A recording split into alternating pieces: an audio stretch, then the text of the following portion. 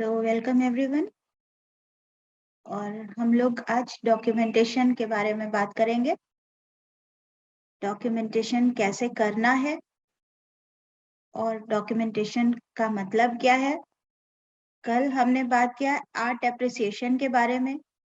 Art appreciation करने के लिए किसी भी कलाकृति को समझना जरूरी है।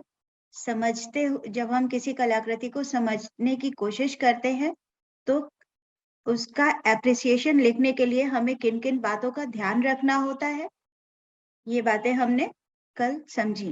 अब हमें ये जानना है कि ये मान लीजिए हमने हिस्टोरिकल पर्सपेक्टिव जान लिया, अबाउट ऑथर जान लिया, हमने इसके बाद में किस तरह से कलाकृति को बनाया गया है, उसका स्किल क्या है, उसका मेथड क्या है, उसकी टेक्निक क्या है, ये भी जान लिया और उसका इमोशनल पर्सपेक्टिव भी समझ लिया।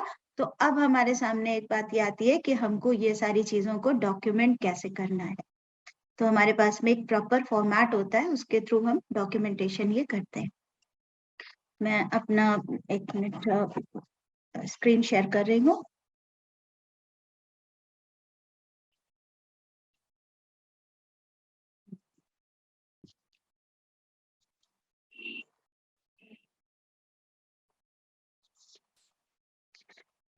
यहाँ पर थे हम लोग।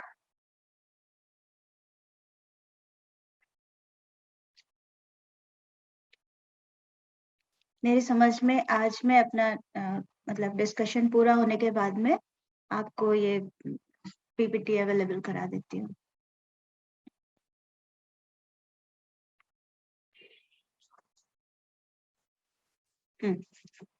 कल हम लोगों ने यहाँ तक डिस्कस किया था कि next move to the specific visual qualities and observe the painting considering each. तो हमें क्या क्या विजुअल क्वालिटीज कंसीडर करनी है जब हम एनालिसिस करते हैं आर्ट वर्क की। Style, is it realistic or what, is it expressionistic, classical, colour symbolically used or realistically used, their tones and उनके ह्यूज जो है क्या रहेंगे और उनका सजेस्टिव मीनिंग क्या है। कलर का, वार्म कलर्स है तो क्या उसको डिपिक्ट कर रहे हैं, हॉट कलर्स हैं तो क्या डिपिक्ट कर रहे हैं। लाइन्स, एंगुलर, लीनियर और डायगोनल और any type of line. Suggestions by lines, अगर एंगुलर, लीनियर या डायगोनल या सर्कुलर या एग्रेसिव लाइंस हम यूज कर रहे हैं तो भी हमको ये पता होना चाहिए कि वो उस आर्ट वर्क में क्या सजेस्ट करने की कोशिश कर रहे हैं। उसके बाद टेक्सचर क्या है, टेक्सचर्स यूज करते हैं artist, space, composition and scale, ये सारी चीज हम लोगों ने कल डिस्कस किया था और इसको हम लोगों ने आर्ट वर्क्स देखे थे और आर्ट वर्क्स के बेसिस पर ये सारे चीज समझने की कोशिश की थी। देखिए आपने ये सारी ही एलिमेंट्स के बारे में पढ़ा है, इनको हम कॉम्पोजिशंस में या अपने आर्ट वर्क्स में कैसे यूज करते हैं ये भी आप जानते हैं, मेथड्स जानते हैं, डाइवर्सिफाइड मेथड्स जानते हैं, आप मल्टीपल मेथड्स को यूज करके भी आर्ट वर्क्स क्रिएट करना जानते हैं। तो अब इनके थ्रू हम किसी भी आर्ट वर्क का एनालिसिस कैसे करते हैं ये भी हम लोगों ने कल कुछ आर्ट वर्क्स देखे थे और वो समझने की कोशिश की थी प्रोसेस। अब इसके आगे हम लोग ये देखते हैं कि हम कैसे इसका डॉक्यूमेंटेशन करते हैं। विजुअल रिसर्च क्या होता है? विजुअल रिसर्च डॉक्यूमेंटेशन का मतलब ये हो गया कि हमारे सामने जब हम कोई भी फैक्ट कलेक्ट कर रहे हैं तो हमें दो तरह से फैक्ट्स मिल सकते हैं। एक तो विजुअल फॉर्म में मिल सकता है या फिर टेक्स्ट के फॉर्म में मिल सकता है, दोनों ही तरह से हमें ये डॉक्यूमेंट्स मिल सकते हैं। तो visual research is qualitative research methodology that relies on the use of artistic mediums to produce and represent knowledge. These artistic mediums include films, photography, drawings, paintings, and sculptures. The artistic mediums provide a rich source of information that has the ability of capturing the reality. They also reveal information about what the medium captures, but the artist or the creator behind the medium. अब इस चीज को हम समझते हैं थोड़ा सा कि विजुअल मीडियम्स क्या होते हैं और विजुअल रिसर्च क्या होती है। हमें टेक्स्ट मिला, हम किसी म्यूजियम में काम करने के लिए गए, वहां म्यूजियम में हमने वहां पर रिसर्च करनी है इसलिए हम वहां पर गए और हमें कई तरह से हमें टेक्स्ट मिलते हैं या कई तरह से हमें फैक्ट्स मिलते हैं। तो वो फैक्ट्स में हमने विजुअल फैक्ट्स भी मिलते हैं।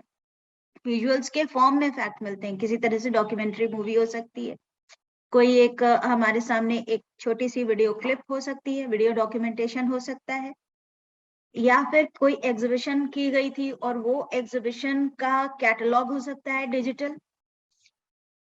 इस तरह से हमें विजुअल्स कई तरह से अवेलेबल होते हैं।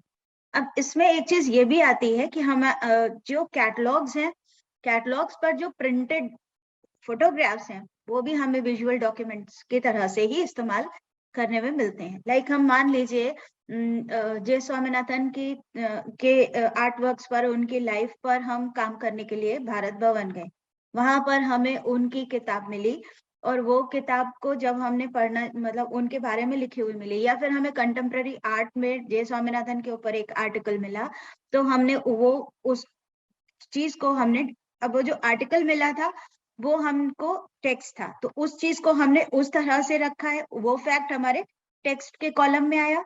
इसके अलावा जब हम भारत भवन गए थे तो हमें वहां पर एक बुक मिली थी, उस बुक में बहुत सारे फोटोग्राफ्स थे, तो वो जो बुक का टेक्स्ट था दैट इज टेक्सचुअल, लेकिन जो फोटोग्राफ्स है वो हमारे विजुअल मीडियम्स है। ठीक है, तो visual research is qualitative research methodology. अब चूंकि हम विजुअल आर्ट पर काम कर रहे होते हैं तो ऑब्वियसली हमको विजुअल जो डॉक्यूमेंट्स है, विजुअल फैक्ट्स हैं, इन पर रिलाई करना पड़ता है। तो जो ये रिसर्च मेथोडोलॉजी है, यहाँ पर क्वांटिटेटिव बेसिस नहीं चलता है, लाइक 1 2 3 ये नहीं चलेगा। क्वांटिटी का मतलब सैंपल्स अरेंज करना, एक ग्रुप जनरेट करना, उसके ऊपर एक्सपेरिमेंट करना, ये काम नहीं हो पाता। क्वालिटेटिव होता है जहां पर हमें फैक्ट्स मिलते हैं और हम उनका एनालिसिस करते हैं। That relies on the use of artistic mediums to produce and represent knowledge. और आर्टिस्टिक मीडियम्स यानी कि फोटोग्राफी है, डॉक्यूमेंट्री है, या कुछ वीडियो क्लिप है, या फिर ऑडियो क्लिप है, ये सारी चीज के ऊपर हम लोग नॉलेज या फैक्ट एक्यूमुलेट करने की कोशिश करते हैं। These artistic mediums include films, photography, drawing, paintings and sculptures, and all these things are documents. जब हम एक आर्टिस्ट का, मान लीजिए जो जे स्वामीनाथन की एक हम पेंटिंग लेते हैं, या हम मान लीजिए कल हम लोग गुलाम मोहम्मद शेख के बारे में बात कर रहे थे, तो उनकी एक पेंटिंग लेते हैं, तो उनका एक वो आर्ट वर्क अपने आप में एक पूरा डॉक्यूमेंट है जो उनके आर्ट की जर्नी को पूरी तरह से बता रहा। ठीक है, so the artistic mediums provide a rich source of information that has the ability of capturing the reality. Photography, किसी भी आर्टिस्ट का जो आर्ट वर्क है, उसका जो हम फोटोग्राफी कर रहे हैं, उसका जो हमें फोटोग्राफ मिल रहा है, ये हम बिल्कुल एकदम दूसरे कंटेक्स्ट में ले जा रहे हैं। विजुअल रिसर्च का जो विजुअल मीडियम है, जो दूसरे लोग फोटोग्राफ यूज कर रहे होते हैं वो कुछ और पर्पस से, वो उसका जो मेथड है वो कुछ और हो जाएगा, पर्पस कुछ और हो जाएगा, लेकिन हमारे पास जो एक आर्ट वर्क का फोटोग्राफ आ रहा है वो हमारे लिए एक विजुअल डॉक्यूमेंट की तरह काम करेगा, और हमको उससे रियलिस्टिक एक अप्रोच मिल जाती है। मान लीजिए हम तो सब जगह नहीं जा पा रहे, ठीक है, कुछ मैन्युस्क्रिप्ट्स हैं जो रीडबर्ग म्यूजियम में कलेक्टेड है, हम वहां नहीं जा रहे, हमने उनको एक जीमेल डाला, उनसे परमिशन ली कि हम आपके आर्काइव्स को एक्सेस करना चाहते हैं, वहां से हमने वो डॉक्यूमेंट्री जो है डाउनलोड की उनकी परमिशन के साथ में, और वो डॉक्यूमेंट्री को हम अपने थीसिस में इंक्लूड करेंगे विद प्रॉपर साइटेशन। ठीक है, तो this is visual research method. They also reveal information, जो कल भी हम लोगों ने इस बारे में बात की थी, जो हम लोग एक्शन पेंटिंग के बारे में बात कर रहे थे, कि वो जो सीन बिहाइंड द पिक्चर जिसको कहते हैं, जो स्टेज के पीछे जो चल रहा है वो सारी चीज को वो रिवील कर देता है। कैसे, किस एंगल से वो फोटो शूट किया गया है।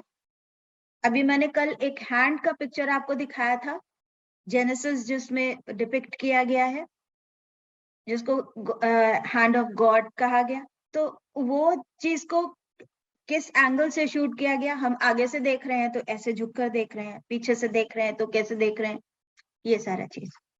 तो using photography as an example, photographs taken illustrate reality and give information about the photographer through the angle उस एंगल से हमें फोटोग्राफर के बारे में पता चल जाता है जिस एंगल से वो पिक्चर को क्लिक किया गया है। Focus of the image and the moment in which the photograph was taken. सुबह में लिया है, दिन में लिया है, वो तो बात अलग है। जिस समय वो घटना हो रही है और अचानक से उसे क्लिक कर लिया गया, जैसे हम लोगों ने वेंकटेश सर का वो एक वीडियो देखा था जिसमें एक ट्राइब का जो लीडर है वो अपने आप को सेक्रीफाइस कर रहा है ताकि वो एविल से बचा सके अपनी ट्राइब को। तो वो सेक्रीफाइस का जो सीन है उन्होंने जो शूट किया है, जो क्लिक किया है, ये जगह पर हम उसको इंक्लूड कर रहे हैं। ठीक है, विजुअल रिसर्च ये चीज। नेक्स्ट, अब विजुअल मीडियम हमारे आर्ट के लिए जो हम लोग ये जो काम कर रहे हैं इसके लिए वाकई में बहुत ज्यादा जरूरी होते हैं, ये आप समझ गए। अब इसके बाद में आता है डिस्क्रिप्शन करना। हमने जो भी बातें अभी तक समझी, एलिमेंट्स ऑफ आर्ट, कॉम्पोजिशन के लॉज और सारी चीज समझ ली है, कैसे उसको एनालिसिस करना है, जो उसके 4 सीक्वेंसेस हैं वो भी समझ गए हम, क्या इकोनोग्राफी क्या है, हिस्ट्री क्या है, पर्सपेक्टिव क्या है, आर्टिस्ट का काम क्या है, सब कुछ समझ गए। तो अब हमें उसका डिस्क्राइब करने का तरीका देखना है कि how to describe. Description, what do you see, आप क्या देख रहे हैं, क्या फील कर रहे हैं और क्या उसके पीछे है, ये सारा चीज को डिस्क्राइब करना ही डिस्क्रिप्शन है। और ये जो हम डिस्क्रिप्शन तैयार करते हैं यही हमारा डॉक्यूमेंटेशन है। यही मैंने कल आपसे कहा था कि ये जो आर्ट वर्क्स आप देख रहे हैं इनको आप डिस्क्राइब करने की कोशिश करिए, यही आपका असाइनमेंट है और आप मुझे सबमिट करिए। ठीक है, यही आपका असाइनमेंट है। इस आपका एक हमें असाइनमेंट भी करना है ना हम लोगों को इस पूरे कोर्स वर्क में, तो यही आपका असाइनमेंट है कि ये जो आर्ट वर्क्स आप देख रहे हैं इसमें से some of the art works you just pick up them and you just describe them in your words. आप उनका एनालिसिस करने की कोशिश करिए, तो आपको आर्ट वर्क्स का एनालिसिस का, क्रिटिसिज्म का, एक आर्टिस्ट के बारे में लिखने का एक प्रैक्टिस हो जाएगी। ठीक है मैम, ठीक उसी तरीके से एनालिसिस करेंगे जिस तरीके से मैम अभी थोड़े दिन पहले आपने जो लिखवाया था हम लोगों से। बिल्कुल बिल्कुल वही तरीका है, बस उसमें हमारे ऑब्जेक्टिव्स थोड़े कम थे, अभी ऑब्जेक्टिव्स थोड़े ज्यादा हो गए। ठीक ठीक अभी ठीक। हम पूरा डिटेल में कर लेंगे। तो हाँ उससे क्या होगा कि हमने मान लीजिए 5 ऑफ द वर्क्स पिकअप किए, जिसमें से 3 पेंटिंग्स हैं, 2 स्कल्पचर्स हैं, या 2 स्कल्पचर्स हैं, 2 पेंटिंग्स हैं और एक वीडियो आर्ट है। कुछ भी हमने पिकअप किया और उसका हमने एक ब्रीफ इंट्रोडक्शन कर लिया और उसके बारे में लिख लिया, उसके आर्टिस्ट के बारे में अगर हम कुछ रिसर्च कर पाए तो वो कर लिया। इस तरह से हम उसके बारे में जो कुछ भी एक डिस्क्रिप्शन लिखने की कोशिश करेंगे। ठीक है, तो अब डिस्क्रिप्शन में हमें क्या क्या इंक्लूड करना है। Art form and medium. Art form क्या है ये आप समझ रहे हैं, मीडियम क्या है ये भी आप समझ रहे हैं। आर्ट फॉर्म का मतलब स्कल्पचर, पेंटिंग, प्रिंट क्या है, मीडियम क्या है, उसको काम करने का टेक्निक क्या है, इंस्टॉलेशन है तो उसमें क्या मीडियम्स यूज किए गए हैं, स्कल्पचर है तो क्या मीडियम्स यूज किए गए हैं, डायमेंशंस क्या है उसके, मतलब साइज क्या है, सब्जेक्ट क्या है, व्हाट इज द सब्जेक्ट जिसको कि आर्टिस्ट ने डील करने की कोशिश किया। जैसे हम लोगों ने कल एक प्लेज पेंटिंग देखी थी, दिखने में कुछ दूसरी है, उसको देखेंगे तो हमें लगेगा किसी वो चाइल्डहुड के बारे में है, लेकिन actually that relates to freedom.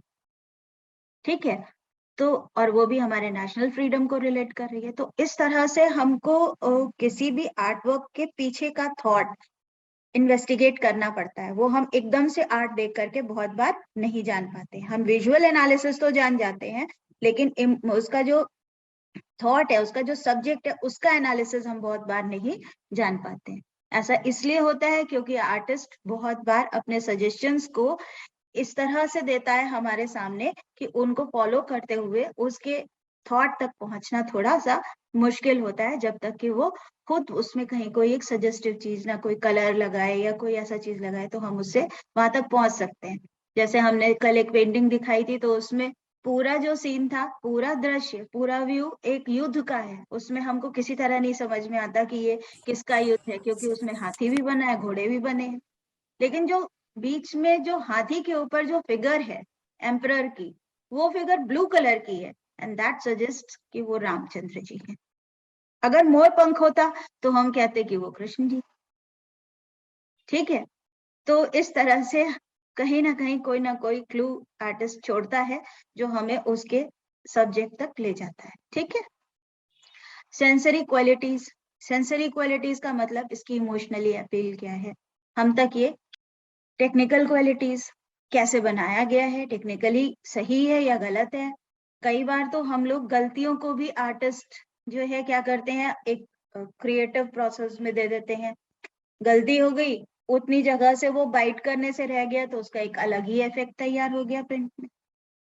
तो ये तरह की चीजें आती हैं। तो टेक्निकल क्वालिटी क्या है उस चीज।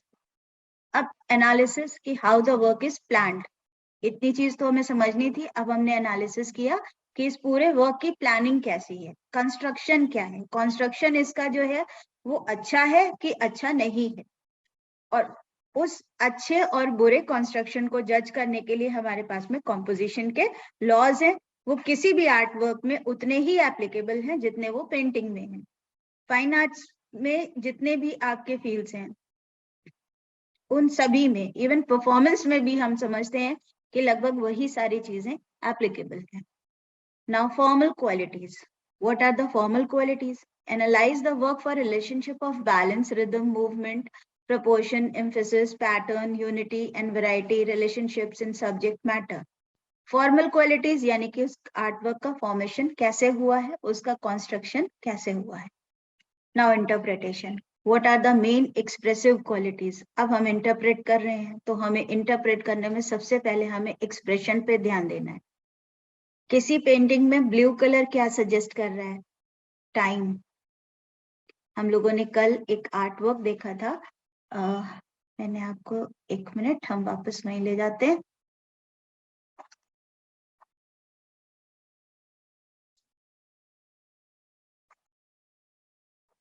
ये रहा, हम लोगों ने एक आर्टवर्क देखा था। ये इसमें पूरा का पूरा कंस्ट्रक्शन दो द्विआयामी धरातल पर है। कहीं भी आर्टिस्ट ने गहराई सजेस्ट करने के लिए रेखाओं का पीछे जाता हुआ, जिसको हम लोग कहते हैं लीनियर पर्सपेक्टिव, का उपयोग नहीं किया है। फिर भी वो गहराई सजेस्ट कर पा रहा है, डिस्टेंस वो दिखा पा रहा है कि यहाँ से यहाँ तक ये डिस्टेंस है। जरूर ही ये पानी है, पानी का रंग है, लेकिन ये पानी का रंग हमें ये, और यहाँ पर जो ब्लू है वो हमें बता रहा है कि ये बहुत सुबह का समय नहीं, ये दोपहर का भी समय नहीं है, ये शाम। तो उसने फोर्थ डायमेंशन शाम को भी, टाइम को भी जोड़ दिया है। तो इस तरह से कलर सजेस्ट कर देते हैं। रेड कलर ये बता रहा है कि यहाँ पर वार्मथ है, ये बता रहा है कि कुछ अच्छा डिस्कशन चल रहा है। ये चंपावती है और बिल्हड़ है, इसके आगे तो हमें बताने की भी जरूरत नहीं है, लिखा हुआ है कि क्या डिस्कशन चल रहा है। ये भी हमें पता चल जा रहा है इसको देख करके कि हालांकि दोनों की ड्रेसेस डिफरेंट है फिर भी दे आर सेम पीपल। ठीक है। तो इस तरह से कलर्स बहुत कुछ डिपिक्ट करते हैं, लाइंस बहुत कुछ डिपिक्ट करती हैं, और इसके साथ साथ कंस्ट्रक्शन डिपिक्ट करता है। अब यहाँ पर जो कंस्ट्रक्शन है वो पूरा का पूरा आयामी धरातल पर है, जैसे प्रॉप्स खड़े कर दिए गए, इस तरह से किया गया है। डिस्टेंस बनाने के लिए जो लीनियर पर्सपेक्टिव का एक सिंपल सा मेथड है वो भी आर्टिस्ट यूज नहीं कर रहा। तो फिर कैसे उसने डिस्टेंस दिखाया? ग्रेडेशन भी यूज नहीं कर रहा कि दूर जा रहा है तो डल हो जाएगा, ऐसा कुछ नहीं है। वही कलर यहाँ है, वही यहाँ, फ्लैट। फिर भी उसने जो यहाँ से यहाँ तक की दूरी में हमें पता चल जा रहा है कि ये पैलेस है, पैलेस का ये अंदर का कुछ कहना चाहिए कुछ ऑल्टर है, और यहाँ पर जो है अंदर, इसके बाहर कहीं दूर पर पानी बह रहा है, और वो पानी का रंग और इस जगह का ये जो ब्लू कलर है ये हमें बता रहा है कि ये शाम है, सुबह नहीं। तो इस तरह से टाइम का डिपिक्शन करने में आर्टिस्ट पूरी तरह से सक्षम है।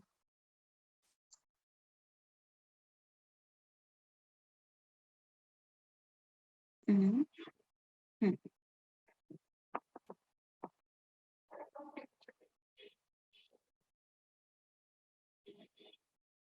यहाँ पर थे हम लोग। कि फॉर्मल क्वालिटीज क्या है उसकी, कैसे कलर के थ्रू, कैसे पैटर्न्स के थ्रू, कैसे रिदम मूवमेंट, ये सारी चीजों के थ्रू किसी आर्टवर्क का कंस्ट्रक्शन कैसे किया गया है। अब हम लोग देखते हैं कि आर्ट को जब हम डिस्क्राइब करते हैं, जब हम आर्ट को, किसी भी कलाकृति को समझने की कोशिश करते हैं, तो हमारे सामने सबसे पहली चीज एक ये आती है कि जो भी हम आर्ट मतलब कलाकृति को समझ रहे हैं उसको किस तरह से समझें। कोई तो एक बेसिक तरीका होगा जिस तरह से हमें उसको समझना है। हमने ये जज करना सीख लिया है कि कलाकृति अच्छी है बुरी कैसे होगी, लाइंस क्या बता रही हैं, कलर स्पेस ये सब चीजें क्या बता रही हैं, लेकिन हमारे पास में एक क्राइटेरिया होना चाहिए जिससे हम ये माने कि ये जो कलाकृति है ये हमसे क्या कह रही है। कोई तो एक रास्ता होगा। तो हमारे पास में 4 रास्ते, 4 तरह के थॉट्स हैं जो कलाकृति को डिस्क्राइब करते हैं।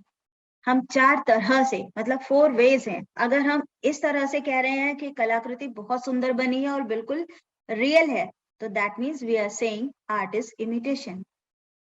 जब हम ये कह रहे हैं कि कलाकृति में जो कुछ भी हम देख रहे हैं वो बिल्कुल फोटोग्राफिकली फिनिश किया गया है, टेक्निक उसकी रियलिस्टिक है, ठीक है। तो हमारे पास में 4 प्रोफेसीज हैं और इनको हम कहते हैं art as imitation, art as expression, formal art और दूसरा instrumental art. What is art as imitation? इसको कैसे जानेंगे हम?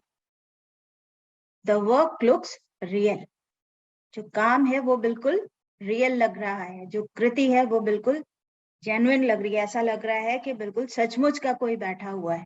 रियलिस्टिक, रियलिस्टिक कैसे बनाया है? इमिटेट करके, प्रकृति से इमिटेट करके ही रियलिस्टिक कोई भी चीज हम क्रिएट कर सकते हैं। Then comes the work looks real. इसको एक मिनट,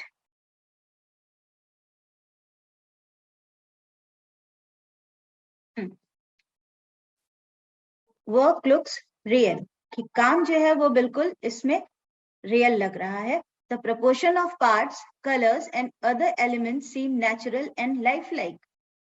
जो प्रपोर्शन है, पार्ट्स हैं, कलर्स हैं और जो दूसरे एलिमेंट्स हैं, उनको देख करके ये लग रहा है कि कोई भी कृति बिल्कुल सजीव है। लाइफ लाइक का मतलब सजीव है, और सब्जेक्ट्स जो है वो भी बिल्कुल रियल लाइफ से लिए गए हैं।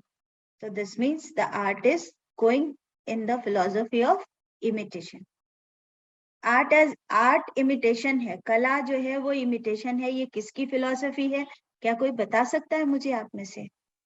अरस्तु या प्लेटो में से है।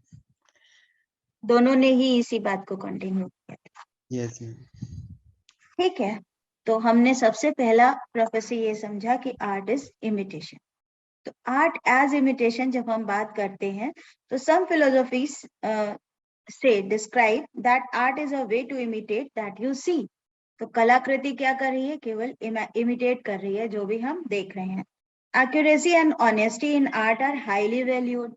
और इस तरह की कलाकृति में एक्यूरेसी, परफेक्शन और बिल्कुल एग्जैक्टनेस जिसको कहते हैं, उसी की वैल्यू होती है। आजकल इसी तरह की कला का चलन भी है। A work of art might be judged good if it met many of the criteria listed below. ये हैं, ये वो क्राइटेरियाज हैं जो हमने लिखे हैं। और वो क्राइटेरिया क्या है? The work should look real. The proportion of parts, colors and elements seem natural and it should seem like lifelike. Subject is taken from real life. बस यही क्राइटेरिया, ठीक है। इसमें डिजाइन कैसी होगी? बिल्कुल पक्के प्रॉपर प्रोपोर्शंस में होगी, ठीक है। प्रोपोर्शंस आइडियल प्रोपोर्शन नहीं होंगे, प्रोपोर्शंस वो होंगे जो लाइफ में हमारे सामने प्रेजेंट किए जा रहे हैं। कॉर्बे के पेंटिंग्स को याद करने की कोशिश करूं। मैं दिखाऊं क्या कॉर्बे की कोई पेंटिंग? Yes ma'am. कुर्बे। हाँ, एक minute. Next.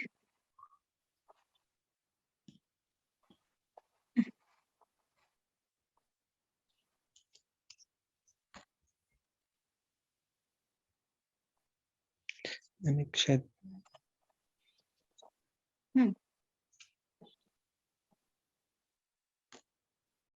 Here we are.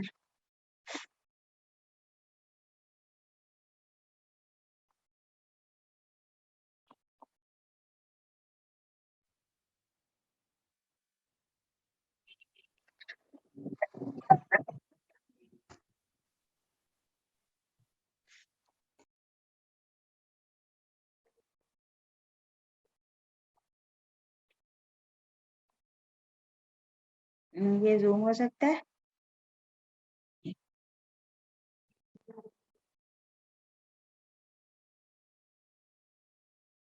तो जाना चाहिए था।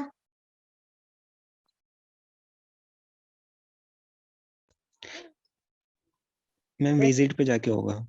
हाँ, मैम बैक जाके विजिट पे होगा, इमेज पे बैक जाओ। 1 मिनट।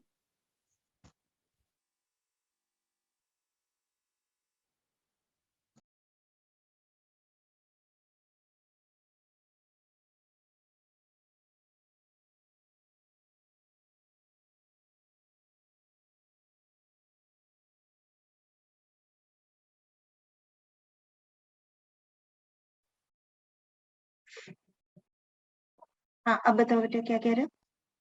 मैम बैक जाके जहाँ पे विजिट आएगा ना, बैक स्लाइड्स पे जाओ, जो इससे Back. पीछे वाला था। हाँ yes ma'am, 1 minute, 1 minute, 1 minute. जो ये सेकंड वाला है। 1 मिनट, ये क्लोज होगा पहले तो।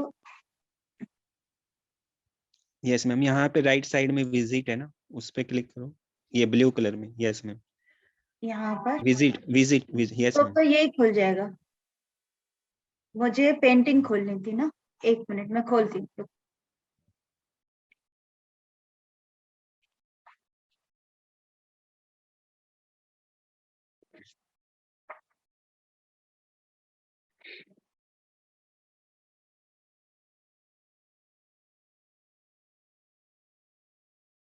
Open image in new tab, है ना?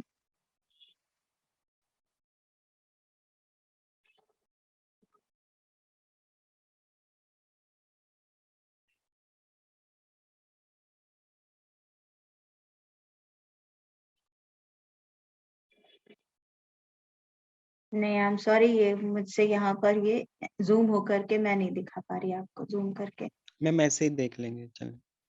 ना। मैं कोशिश करती हूँ।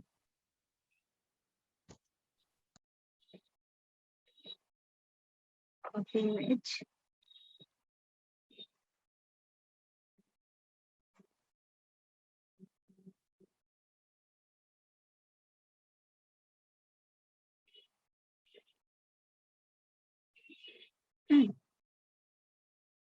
बहुत से तरीके यहाँ पर है, ऐसे देख सकते हैं। यस मैम, ठीक है, यस मैम। तो ये खौरवे की पेंटिंग है और इसमें उसने सब कुछ बिल्कुल रियलिस्टिक पेंट करने की कोशिश की, ब्यूरेलेट ऑर्लेंस। और इसने जिसको कहते हैं कि मॉडर्न आर्ट की दिशा बदल दी, डायरेक्शन उसने चेंज कर दी बिल्कुल। Yes ma'am. ठीक है, और एक और पेंटिंग देखते हैं। इसके अलावा एक पेंटिंग थी, ये तो ब्यूरेलेट ऑर्लियंस है, और इसके अलावा एक और पेंटिंग थी जो मुझे बहुत पसंद है, स्टोन ब्रेकर्स। Yes ma'am.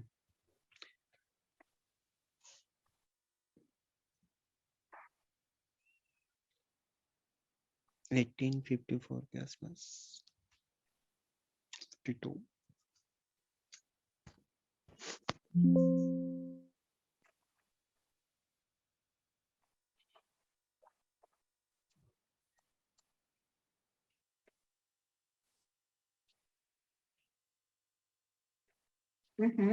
क्या दिक्कत है आज इसको? कर्सर कहाँ है?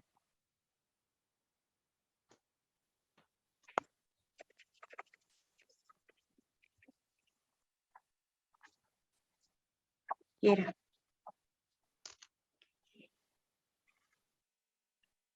इसे देख लो, यस मैम। अभी आपको समझ में आ जाएगा हम क्या कहना चाहते हैं।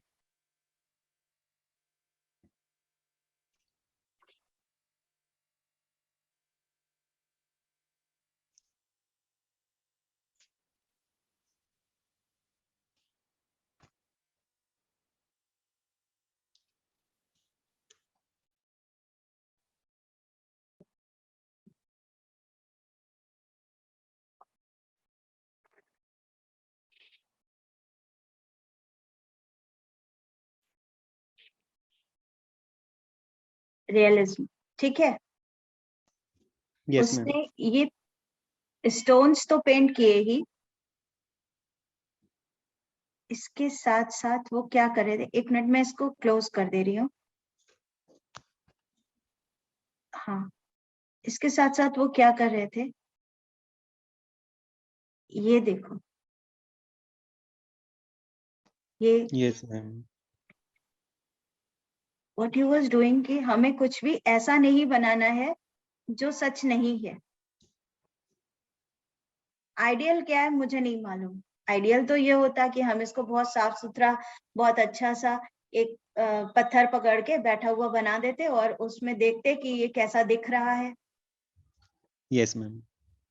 जैसे आजकल हमारे बच्चे बनाते हैं, हम उनसे कह दें तो कोई पेंटिंग बनानी है तो वो पक्का उसको पकड़ के बैठा हुआ बना देंगे, उसको देख करके लगेगा ही नहीं कि वो स्टोन तोड़ रहा है।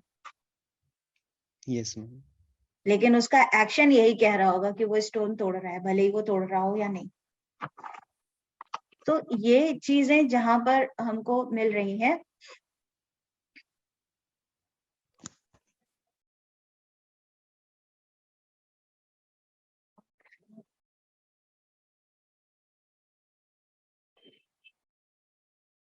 जहां पर हमें इस तरह की चीजें मिल रही हैं, वहां पर हमको अपने आप ये बात समझ में आ जाती है कि वर्क ऑफ आर्ट जो है वो इमिटेशन कैसे है। ठीक है, ये चीजों से हम कैसे इसको जस्टिफाई करेंगे कि ये इमिटेशन है। उसने जो रियलिटी देखी उसने उसको वैसे ही इमिटेट किया आर्टिस्ट ने।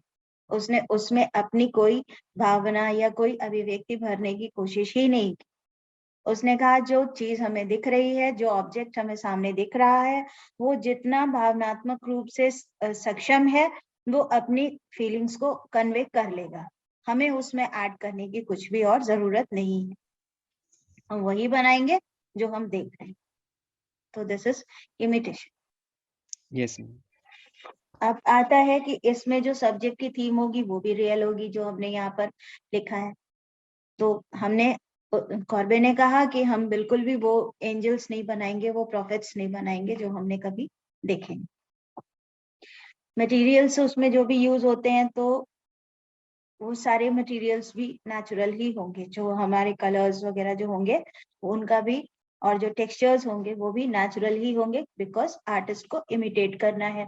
तो जो भी फोटोग्राफिक चीज वो देख रहा है उसको इमिटेट कर सकता है। फोटोग्राफिकली इमिटेशन का, जो फोटोग्राफ की तरह का बिल्कुल इमिटेशन होता है, उसमें एक आर्टिस्ट, इंडियन आर्टिस्ट शिबुनाथ सेन का भी नाम होता है। उनकी पेंटिंग्स देखी? No ma'am.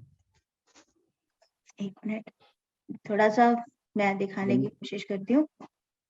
पेंटिंग्स का स्टडी कम किया है, प्रिंट्स का ज्यादा किया। ओके, प्रिंट में कोई है? अनुपम सूद है, यस जिनके मैम। वर्क्स, जिनके प्रपोर्शंस, जिनके सब्जेक्ट्स, सारा सब कुछ रियल है बिल्कुल। Yes ma'am. ठीक है, यस मैम। दिखाऊं? मेरे समझ में आपने देखा है? यस मैम, Next देखा पर है जाऊं? मैंने। यस मैम, देखा है। नेक्स्ट। तो art is, sorry, art is expression.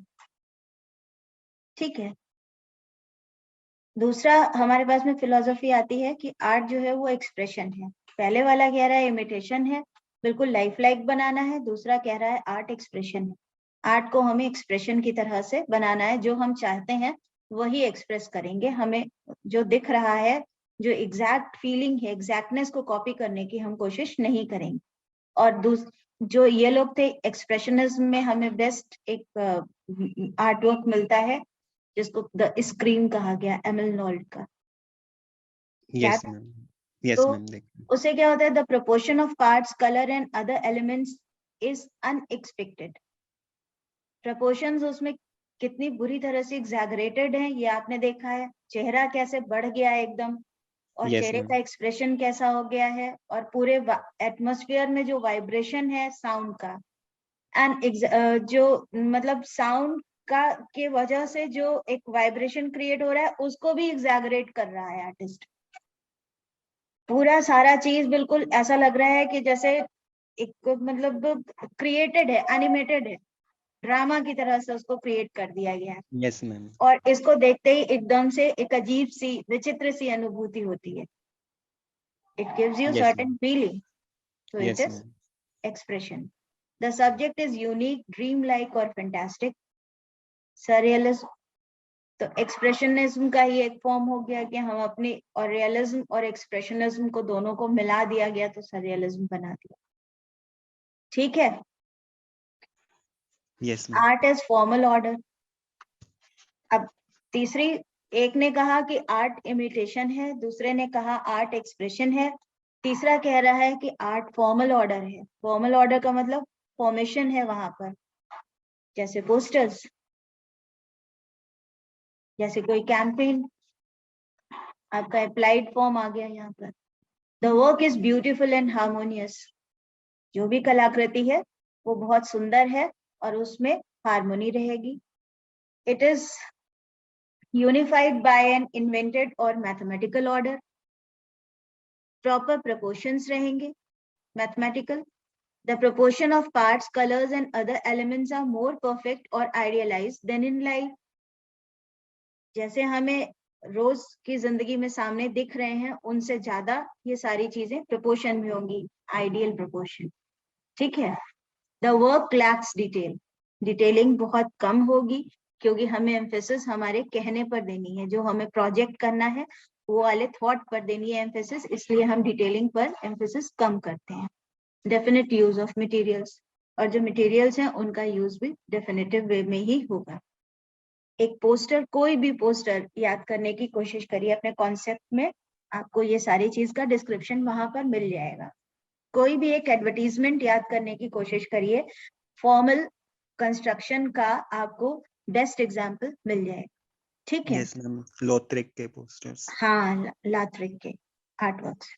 Yes, फिर आर्ट एज इंस्ट्रूमेंटल। अब उन्होंने चौथी फिलॉसफी क्या कह रही है कि आर्ट जो है दैट इज इंस्ट्रूमेंट। एक ने कहा इमिटेशन है, दूसरे ने कहा एक्सप्रेशन है, तीसरे ने कहा फॉर्मल ऑर्डर है, जहाँ पे एक फॉर्मल कंस्ट्रक्शन है आर्ट में। एक्सप्रेशन में तो कोई फॉर्मल कंस्ट्रक्शन हो नहीं सकता, इमिटेशन में कोई फॉर्मल कंस्ट्रक्शन हो नहीं सकता, लेकिन यहाँ हो सकता है। फॉर्मल ऑर्डर में फॉर्मल कंस्ट्रक्शन हो सकता है अकॉर्डिंग टू द रूल्स, बिल्कुल प्रॉपरली। हम बिल्कुल लिमिटेड यूज करेंगे, लिमिटेड एम्फेसिस है हमारी, और बस थॉट पर एम्फेसिस है। हमें थॉट कन्वे कैसे करना है इस चीज पर एम्फेसिस है। Yes ma'am, fourth point of view कह रहा है कि आर्ट जो है वो इंस्ट्रूमेंटल है। It is instrumental in what, why it can be used as instrument. The work of art has an important message or function. इसका कोई ना कोई important message हो और इसका कोई ना कोई important function हो। The proportion and colors are planned to help to understand the message. और proportion जो है उन चीजों का और colors का, वो हम message को समझने की कोशिश करने में मदद करता हो। Subject is related to life of a cultural group. और subject जो है वो किसी भी cultural group की life को correlate करता हो। अब यहाँ पर आ जाती है फंक्शनल आर्ट। फंक्शनल आर्ट क्या है? सैक्रिफिगाई, वो ताबूत जो खुद एक आर्ट है, किस लिए इस्तेमाल होता था? दफनाने के लिए। Crown, yes ma'am, crown chairs, जिस पर राजा या एम्परर बैठते थे, वो खुद एक पीस ऑफ आर्ट है। तो यहाँ पर आ गया फंक्शनल आर्ट। कंटेम्प्ररी यूज में कोई फंक्शनल आर्ट पीस आप बता सकते हैं?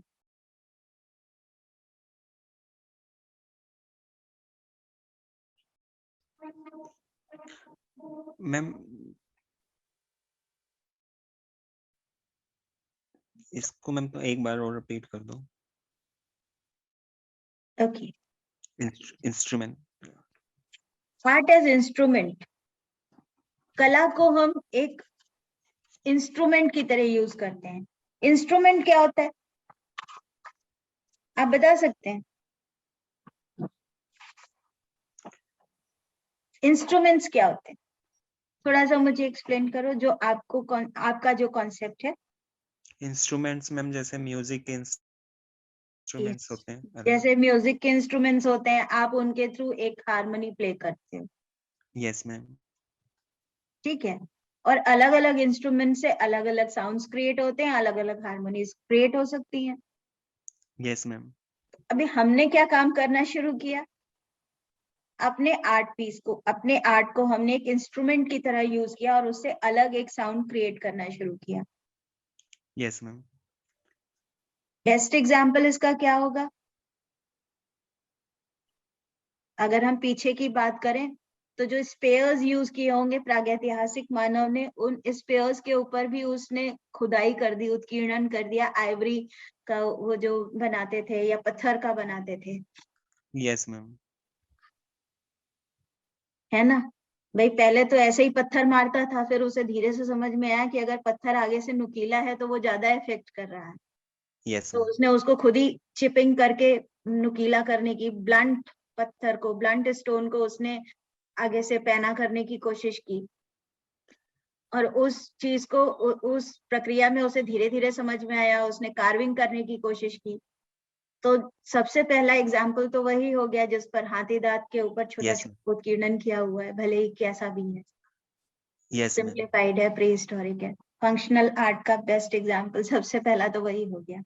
Yes ma'am. तो उसके और एग्जाम्पल्स हमने बताए थे, जैसे सेक्रोफिगाई, जिसमें इट्रस्कन आर्ट में या हमें इसमें इजिप्शियन आर्ट में और ग्रीक आर्ट में सब जगह ये एग्जाम्पल्स मिलते हैं कि टूम में जो बॉडी को वो दफनाते थे, शरीर यस को, मैम। एम्परर के शरीर को दफनाते थे या फेरो के शरीर को दफनाते थे, तो जिस ताबूत में दफनाते थे उसके ऊपर भी मास्क बना देते थे ताकि बॉडी को, उसको पहचानने में आसानी हो, और उस ताबूत के चारों तरफ लाइफ ऑफ डेड जो है वो उस तरह से उसको पूरा इंस्क्राइब करके रख देते थे, बगल में एक बुक ऑफ डेड भी रख देते थे ताकि उसकी आफ्टर लाइफ में उसको तकलीफ ना हो कोई। Yes ma'am.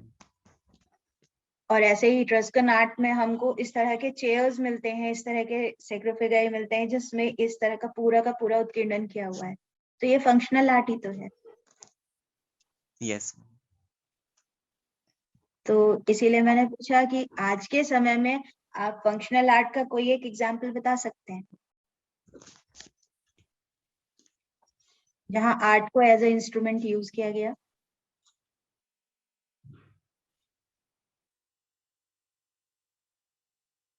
चलो हम बताते हैं। अभी हम लोगों ने आनंद सर का एक प्रेजेंटेशन देखा था, उसमें उन्होंने कोविड की मूवी दिखाई थी, कोविड पर Yes, जो ma'am. उन्होंने खुद ही बनाई थी, यस मैम। तो that is instrument. Yes ma'am. हमारी वीडियोग्राफी हमारा इंस्ट्रूमेंट है, and I am Ye- creating one documentary Yes. Out of it, है ना? यस। Yes ma'am. इस तरह से अब समझ में आ गया। Yes ma'am. तो अगर हम किसी भी एकदम। आर्ट वर्क को कैटेगराइज करना चाहते हैं तो हम उनको in one of the 4 works में कैटेगराइज कर सकते हैं, वन ऑफ द 4 कैटेगरीज में लेकर आएंगे कि आर्ट इमिटेशन है, कि वो एक्सप्रेशन है, कि वो फॉर्मल ऑर्डर पर काम कर रही है, कि उसमें फॉर्मलिज्म है, कि उसमें इंस्ट्रूमेंटल कैरेक्टरिस्टिक्स हैं। ठीक है, चलो। Yes ma'am. एक्चुअली जब ये फंक्शनल आर्ट जो है ना, उसको यूज यही करते हैं, जैसे एडवर्टीजमेंट्स हैं आपके, है ना, तो अब एडवर्टीजमेंट्स में एक तो चीज ये कमर्शियल्स हो गए, वो कमर्शियल्स जो यूज करते हैं, लाइक कि ये वाला साल्ट यूज करना चाहिए या ये पर्टिकुलर ब्रांड का ये चीज यूज करना चाहिए, ये दूसरे ब्रांड से बेहतर है। ठीक है, और दूसरा एडवर्टीजमेंट वो हो गया, वो एक शॉर्ट फिल्म हो गई जो हमें दिखाई जाती है कि अगर रेलवे क्रॉसिंग बंद है तो हमें रेलवे क्रॉसिंग वो रेलवे क्रॉसिंग पे कोई व्यक्ति नहीं है जो उसे बंद करे, तो हमें क्रॉसिंग नहीं क्रॉस करनी चाहिए, देखना चाहिए। एक पुरानी मूवी याद करो कभी, ये पता नहीं आप लोगों ने देखी है कि नहीं, हमने देखी है। फर्क तो पड़ता है। नहीं देखी। ट्रैक्टर पर एक बंदा क्रॉस कर रहा है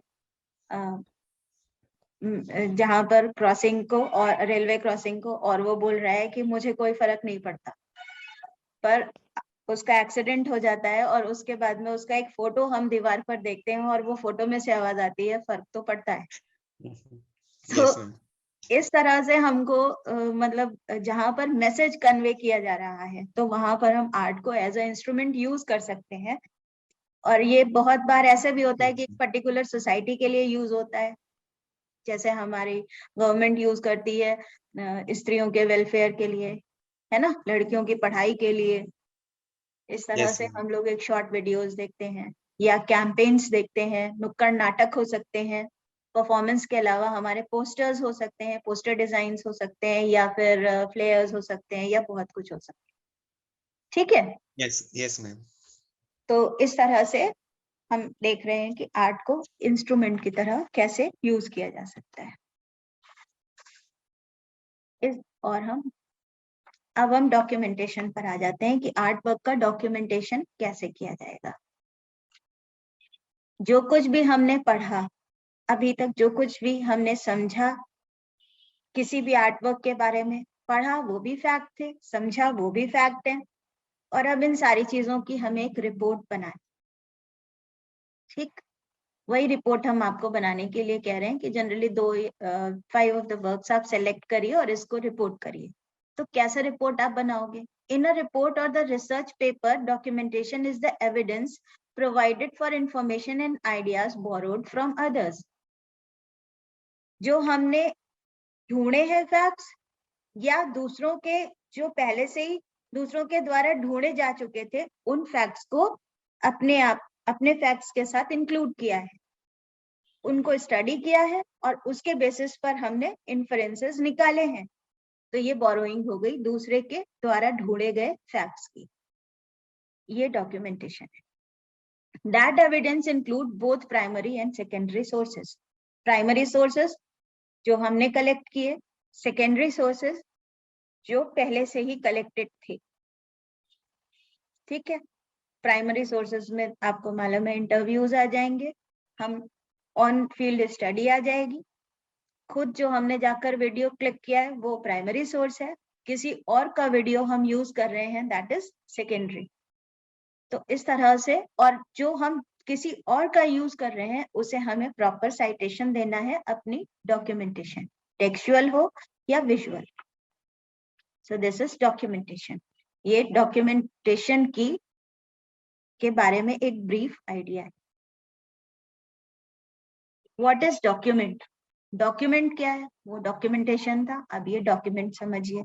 A document is typically considered to be evidence in support of a fact। कोई भी फैक्ट का हम जब सपोर्ट करते हैं तो हम उसको डॉक्यूमेंट कहते हैं। हमने एक फैक्ट ले लिया,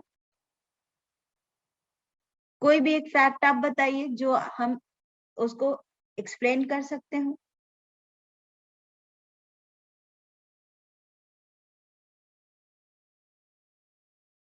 चलो ऐसे ही ले लेते हैं।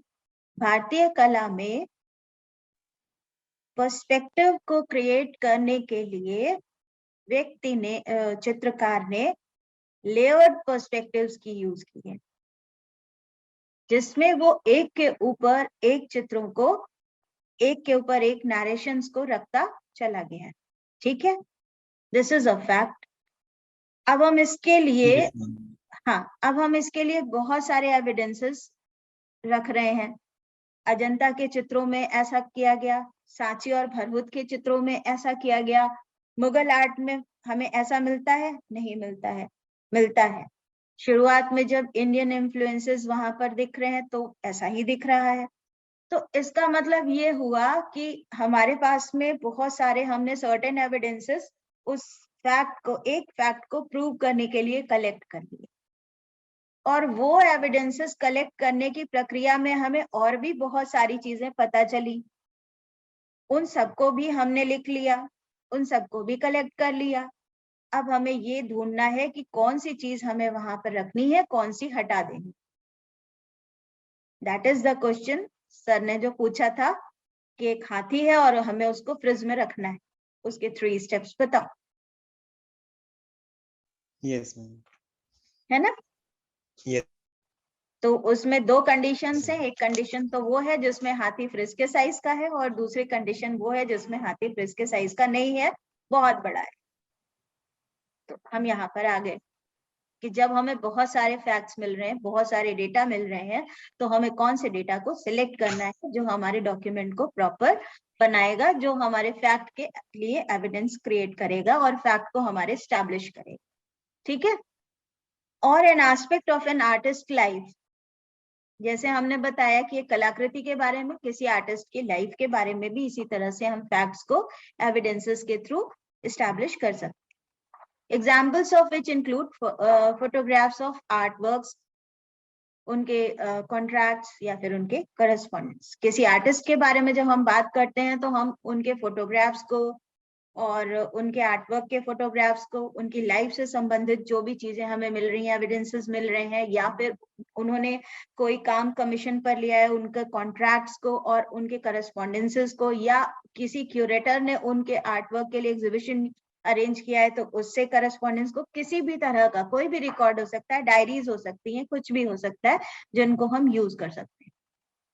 अब इसके लिए हमें डॉक्यूमेंटेशन ऑफ द आर्टवर्क के लिए जो नेसेसरी पॉइंट्स थे वो हम लोग ऑलरेडी डिस्कस कर चुके हैं। Know the artwork, know the artist name, see the mark or signature that can be identified.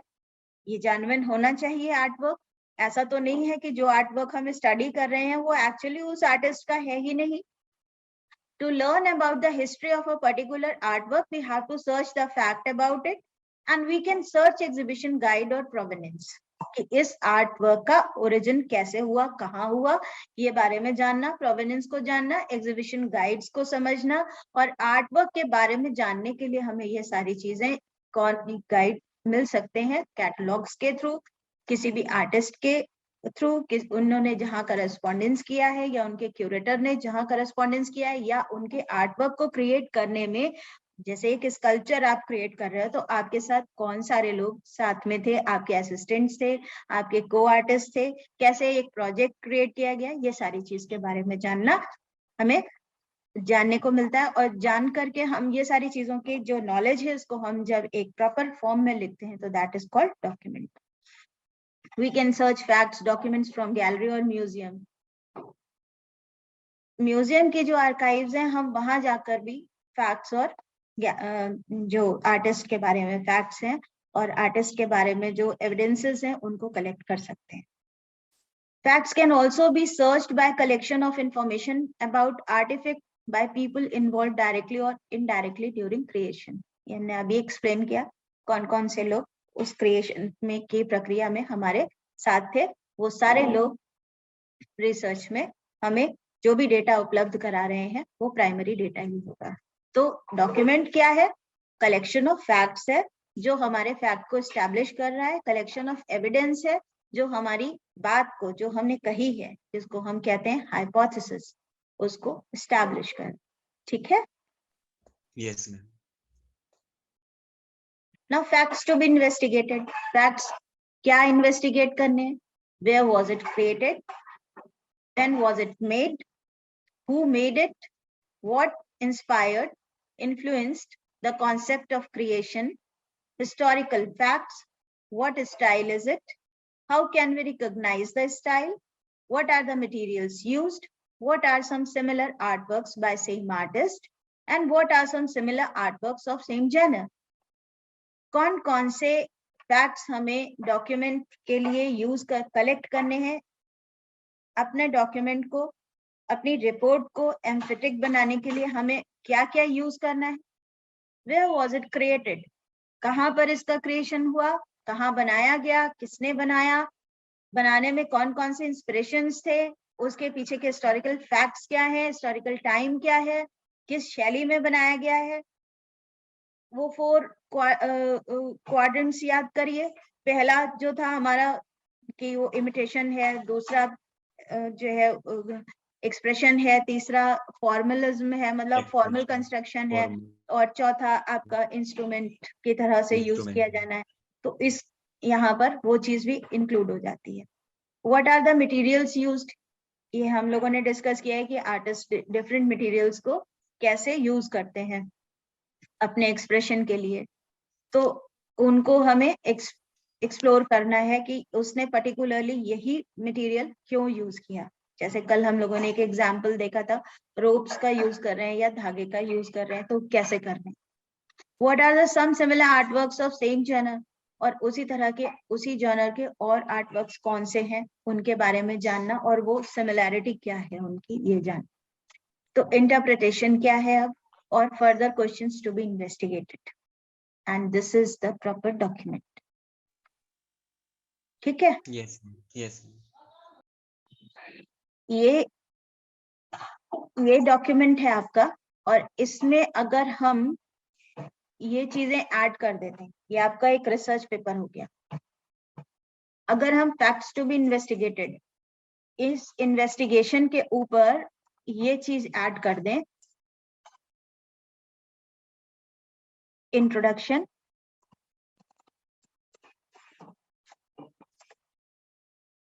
और सबसे पहले हम लिखें एब्स्ट्रैक्ट, फिर लिखें इंट्रोडक्शन, और फिर लिखें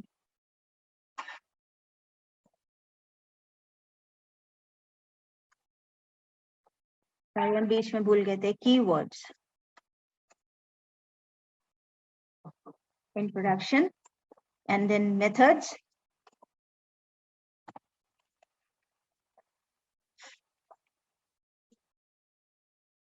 फैक्ट्स जो आपको मिले हैं उनका description,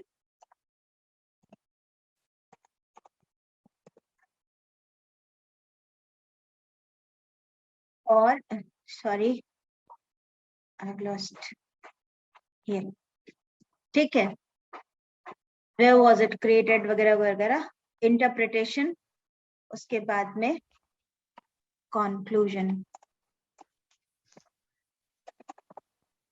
this is your research paper, ये आपका रिसर्च पेपर है, और यही आपकी थीसिस है। यस थीसिस में हम एब्स्ट्रैक्ट की तरह से नहीं करते, लेकिन हम एक शॉर्ट इंट्रोडक्शन लिखते हैं उसके बारे में, जिसको समरी कहते हैं। यस वर्ड्स उसमें भी होते हैं, इंट्रोडक्शन भी होगा, मेथड्स आप कौन से यूज कर रहे हैं, क्या करने वाले हैं, हाइपोथेसिस क्या है आपकी, डिस्क्रिप्शन, उसके बाद में सॉरी हाइपोथेसिस आपका इंट्रोडक्शन में आ जाएगा, फिर description, description in the way कि हम क्या क्या काम कर रहे हैं जो हम अपने चैप्टर्स में डिस्क्राइब कर रहे हैं, फैक्ट्स टू बी इन्वेस्टिगेटेड, जो भी हम फैक्ट्स इन्वेस्टिगेट कर रहे हैं। अगर किसी आर्टिस्ट की लाइफ के बारे में है तो इनमें थोड़ा सा डिफरेंस हो सकता है, अगर ये आर्टवर्क्स के बारे में है तो यही रहेंगे क्वेश्चंस, व्हाट, व्हेन, यही। और इंटरप्रिटेशन, हम सारे फैक्ट्स को, इसमें एक चीज और भी ऐड कर लेते हैं, हाउ एंड व्हेन, ठीक है। और इसके बाद इंटरप्रिटेशन, कि हमने सारे फैक्ट्स को कलेक्ट किया और अब हम इनको इंटरप्रेट कैसे करेंगे, और फिर उसका कंक्लूजन करना है हमें, फिर further questions to be investigated. अभी हमने ये काम तो कर लिया है, इसके बाद हम आगे और क्या काम इससे कोरिलेट करके कर सकते हैं, ये हमारा रिसर्च पेपर है, और यही हमारा थीसिस का भी फॉर्मेट है। इसमें हम एक चीज और जोड़ेंगे अब आगे, यस वो है साइटेशन। जब हम किसी के फैक्ट्स बोरो कर रहे हैं तो हमें उसको मेंशन करना है अपने रिसर्च पेपर में, and that is called citation, ठीक है। जैसे मैंने कल एक डिस्क्रिप्शन पढ़ा था, और वो शर्मिनी परेरा का था, और वो मैंने 20 आर्टिस्ट करके जो बुक है उससे लिया था। तो ये जो चीज है, इसको जब मैं लिखूंगी, जब मैं ये इस कोट को पढ़ूंगी और लिखूंगी, और उसके आगे ये चीज लिखूंगी, on page this this this she has mentioned this about this painting, तो ये हो गया हमारा साइटेशन, ठीक है। यस तो हाँ, citations are very necessary. Citations के 3 तरीके होते हैं। कोई भी रिसर्च पेपर हम लिखते हैं तो उसको करने के कंप्लीट 3 तरीके होते हैं, और वो 3 तरीके कौन कौन से होते हैं ये हम लोगों ने पहले डिस्कस किया है। यस APA, MLA और शिकागो शिकागो। CMS। यहाँ पर कुछ विजुअल डॉक्यूमेंट्रीज हैं, लिंक्स हैं जिनको आप देख सकते हैं, और इसमें से एक लिंक ये यक्षगान के बारे में है, दूसरा रामायण के बारे में है, और एक मूवी के लिए है जो नैनसुख अमित दत्ता की बनाई हुई है। फर्क ये है, ये शूट किया हुआ डॉक्यूमेंट्री है रामायण की, यूनेस्को की। ये यक्षगान, ये भी डॉक्यूमेंट्री है, और ये रीडबर्ग म्यूजियम से हमने लिंक लिया है। तो जब हम ये लिंक्स यहाँ पर इंक्लूड करने का मतलब सिर्फ ये था कि हम किसी भी म्यूजियम को कैसे एक्सेस करके वहां से हम निकाल सकते हैं डेटा। रीडबर्ग म्यूजियम की आर्काइव से हमें ये लिंक मिला, ये इंडियन कल्चर की आर्काइव से हमें यक्षगान के बारे में लिंक मिला, और ये यूट्यूब पर लिंक मिला यूनेस्को की डॉक्यूमेंट्री। ठीक है, तो इस तरह से हमें डिफरेंट फैक्ट्स विजुअल फॉर्म्स में, मीडिया के फॉर्म्स में भी मिल सकते हैं। तो ये आप लोग देख सकते हैं, ये लिंक्स मैं आपको शेयर कर दूंगी। ठीक है, मैं समझ में आपने देखे भी होंगे ये। यस मैम, देखे। लास्ट टाइम जब मैंने शेयर किए थे तो Yes, आप ma'am. देखेंगे। Yes. How to document findings of the research work? There are 2 methods, textual and visual creations. ये लिंक्स दिखाने का मेरा उद्देश्य यही था कि हमें डॉक्यूमेंटेशन टेक्सचुअल और विजुअल दोनों फॉर्म्स में कैसे करना है, दोनों तरह से करना आना चाहिए। हम यहाँ प्री PhD कोर्स वर्क कर रहे हैं, थीसिस करेंगे, वो टेक्सचुअल फॉर्म में ही होगी। हम एक बहुत मोटी सी किताब बनाएंगे और उसको सबमिट करेंगे, एक मोटी सी रिसर्च के लिए बुक बनाएंगे जो हमारी थीसिस कहलाएगी।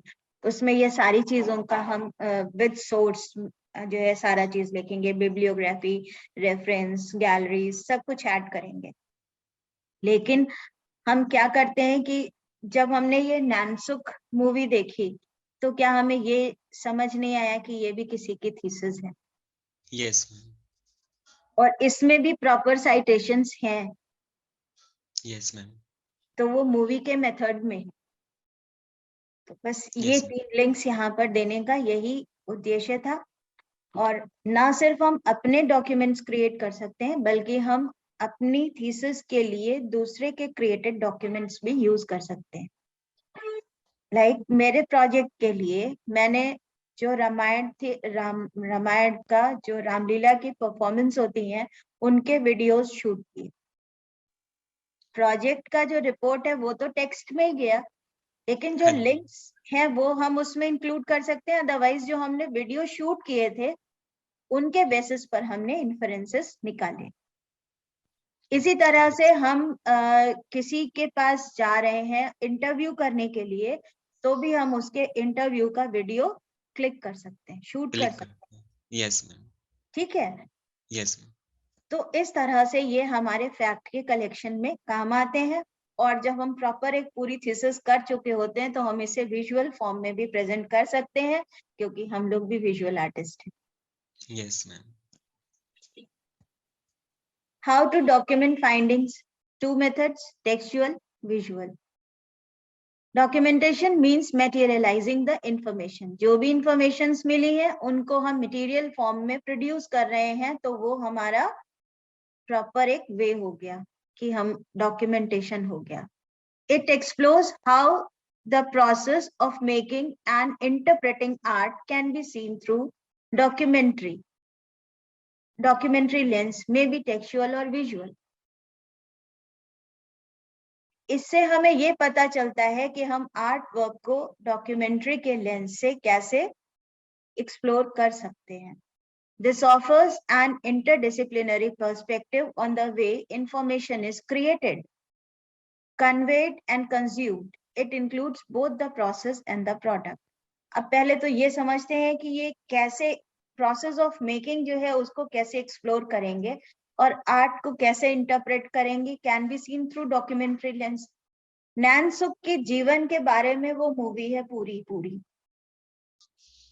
वहां पर उसने उसके आर्टवर्क्स का क्रिएशन, उसकी लाइफ का कंस्ट्रक्शन जो मूवी के जो डायरेक्टर हैं उन्होंने किया है, जिन्होंने वो मूवी बनाई है, उन्होंने उसकी लाइफ का, उसके कैरेक्टर का, उसके आर्टवर्क्स का जो एक पूरा सारी चीजों को उन्होंने एक ऑब्जेक्ट की तरह यूज किया है अपना एक आर्टवर्क कंस्ट्रक्ट करने के लिए। तो हम उनकी लाइफ को अब इस डॉक्यूमेंट्री के लेंस के थ्रू देखते हैं और हम जो हमें दिखाना चाहा गया है, बताना चाहा गया है, वो चीज तक, उस फैक्ट तक पहुंच जाते हैं। ठीक है। This offers an interdisciplinary perspective.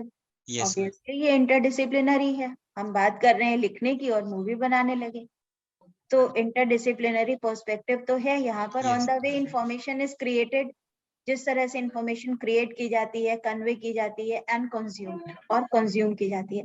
अब मान लीजिए हम नेशनल गैलरी में जाते हैं या हम मॉडर्न उसमें म्यूजियम में जा रहे हैं, नेशनल म्यूजियम में, तो वहां पर आपने देखा है लेक्चर्स होते हैं, मूवीज भी होती हैं। आप जाइए, आपको आर्टवर्क्स के बारे में बताया Yes, जाता है, ma'am. शो चलते रहते हैं, होता है ना। तो हमें तो जाकर के बड़ा Yes, अच्छा ma'am. लगा। तो इस तरह से कोई भी जा सकता है। तो वो जो मूवीज वहां पर आपको दिखाई जा रही हैं, जो शोज हैं, जो वहां पर ओरेशंस हो रहे हैं, जो इनवाइटेड लेक्चर्स हो रहे हैं, जो आप सुन सकते हैं, वो भी तो रिसर्च है Yes, ma'am. और वो भी तो फैक्ट्स हैं किसी के रिसर्च किए हुए, तो हम उनको यूज कर रहे हैं अपनी थीसिस में।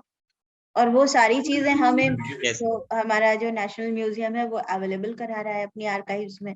बस फर्क इतना है कि हमें जैसे फॉरेन म्यूजियम्स ने डिजिटली अवेलेबल करा दिया है, हमें मैनुअली वहां पर जाना पड़ता है in person. yes, So indeed, documentation studies is concerned not only with the documents but also with the practices that materialize the information they contain. बहुत सारे म्यूजियम्स ऐसे हैं जहां पर हमें इंफॉर्मेशन डिजिटल फॉर्म में ही मिलती हैं, मूवीज की तरह से ही मिलती हैं। मुझे लगता है कि किसी का माइक वो अनम्यूट है, शायद शालवी का है, शिवा का भी है, सबका म्यूट किया हुआ है, फिर कुछ समस्या क्यों है? चलो अब आते हैं हम साइटेशन पर। एक अच्छे डॉक्यूमेंटेशन में साइटेशन क्यों जरूरी है, ये हमने आपको बताया। जब हम visual documentary, visual text visual documentation कर रहे हैं, एक डॉक्यूमेंट्री बना रहे हैं, तब भी हम साइटेशन करते हैं। और हमने ये आपको लास्ट टाइम जो यक्षगान का एक वीडियो दिखाया था उसमें हमने आपको बताया भी था कि कैसे देखिए इन्होंने साइटेशन किया है। उन्होंने बीवी कारण सर का वो नाम बोला भी था कि उनके अकॉर्डिंग ये चीज ऐसे है ना। इसी तरह से जब हम टेक्स्ट में साइटेशन कर रहे हैं, a citation is the formal reference to a published or unpublished source that you consulted and obtained information from while writing your research paper. For example, ABC, 2003. Simple. हमें इन टेक्स्ट साइटेशन का मतलब क्या है? मतलब citation क्या है कि किसी भी बोरोवर का हमें जो किसी भी जगह से जहां से हमने कोई भी इंफॉर्मेशन बोरो की है, उधार ली है, जहां से हमने पिकअप किया है, जो हमारा सोर्स है उस इंफॉर्मेशन का, उसको मेंशन कर। टेक्सचुअली हम इसको कैसे मेंशन करेंगे? एबीसी का मतलब हमने राइटर का नाम लिखा, कॉमा, उनका यहाँ पर डेट दे दिया कि कहाँ से वो है। अब इसका हम डिटेल देखते हैं। इन टेक्स्ट साइटेशन क्या है? Research is creation. In text citation का मतलब टेक्स्ट के बीच में हमें देना है साइटेशन। जैसे पहले हम लोग करते हैं, बिब्लियोग्राफी में करते हैं कि बाद में साइटेशंस देते थे, अभी फिलहाल हमको एमएलए के फॉर्मेट में, हमारे जो रिसर्च पेपर्स हैं वो हम एमएलए के फॉर्मेट में ही देते हैं क्योंकि वो ह्यूमैनिटीज के लिए है, और एपीए का जो फॉर्मेट है वो साइंस के पेपर्स के लिए है। तो अब हमने क्या किया कि हमें उसी फॉर्म में साइटेशन करना है, तो हम जब टेक्स्ट में कोई भी फैक्ट बीच में मेंशन कर रहे हैं, तो उसके साथ साथ में हम एमएलए का जो फॉर्मेट है, जिस तरह से हमें करना है, जो उन्होंने एक रूल दिया है कि इसके अकॉर्डिंग आप इस तरह से वो नाम लिखेंगे, ऑथर का नाम लिखेंगे या जिस क्रिएटर का नाम लिखेंगे, हम उस तरह से उसको बीच में लिख देते हैं। सिंपल, बस यही है in text citation. Research is creation of new knowledge with the use of existing knowledge. अब ये क्यों जरूरी है? रिसर्च क्या है? नई नॉलेज हम क्रिएट कर रहे हैं उस नॉलेज से जो पहले ही एग्जिस्ट कर रही थी, उसके बेसिस पर, in a new and creative way, so as to generate new concepts. नए कॉन्सेप्ट्स जनरेट कर रहे हैं, मेथोडोलॉजीज जनरेट कर रहे हैं और नई अंडरस्टैंडिंग्स जनरेट कर रहे हैं। किसी भी कॉन्सेप्ट के लिए हम नए तरह से उसको समझने की प्रक्रिया की कोशिश कर रहे हैं। Here the synthesis and analysis of previous research is included. और यहाँ पर पहले किया हुआ जो रिसर्च वर्क है उसकी हम एनालिसिस भी इंक्लूड करते हैं, उसको सिंथेटिकली भी अपने आर्ट वर्क में यूज कर रहे हैं, सॉरी अपने रिसर्च में यूज कर रहे हैं। These included research works are needed to be quoted in proper manner, that is proper way of citation. और ये जो पहले से किया हुआ काम है, इसको जब हम अपने आर्ट वर्क में यूज करते हैं तो हमें उनको साइट करना, उनको हमें मेंशन करना होता है, और उसको करने का एक प्रॉपर वे है, और वो वे क्या है? एपीए, एमएलए और सीएमएस। ठीक है, एमएलए क्या है? MLA, APA and CMS. MLA stands for modern language association, और ये पेपर्स किए जाते हैं आर्ट्स एंड ह्यूमैनिटीज में। In text citation for source needs, और एपीए जो है वो है अमेरिकन साइकोलॉजिकल एसोसिएशन, और ये पेपर्स यूज किए जाते हैं आपके किसमें? साइंस के पेपर्स में, साइंस के वर्क्स में। और सीएमएस शिकागो मेथड्स हैं। ठीक है, तो in-text citation for source needs to include the author's last name and the page number or paragraph number on which the information was found. ये MLA फॉर्मेट है। MLA format में हमें in-text citation जब करना है तो हमें क्या करना है? सोर्स का जो नाम है, ऑथर्स का लास्ट नेम, सोर्स का जो नाम है उसका जो लास्ट उनका उल्टा है। हाँ, और जो लास्ट नेम होगा उनका, जिसको हम उनका सरनेम पहले पहचान, हाँ सर नेम कहते हैं, जिसको उनकी पहचान कहते हैं, वो नाम जो है उसके साथ में हमें पेज नंबर या फिर पैराग्राफ नंबर, इतना चीज हमें टेक्स्ट के बीच में लिखना होता है। ठीक है, इसको Yes, कहते हैं इन टेक्स्ट साइटेशन। फॉर एग्जाम्पल, अब एग्जाम्पल एक आप बताइए।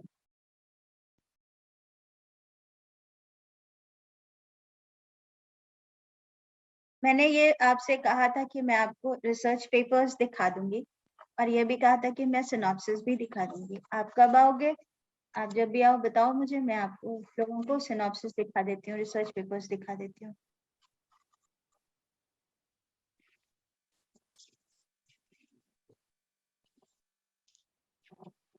बताओ।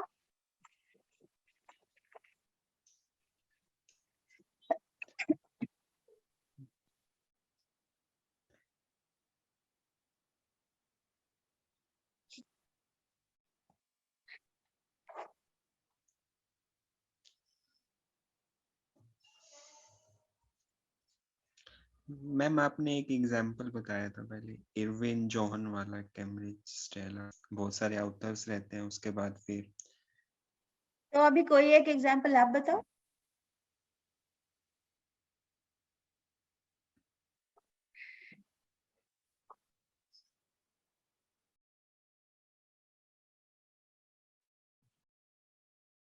चलो अच्छा, मैं बताती हूँ।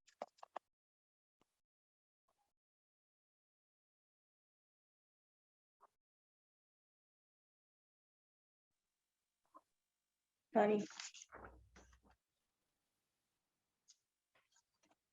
मुझे कहीं और क्लिक करना था, मैंने कहीं और किया।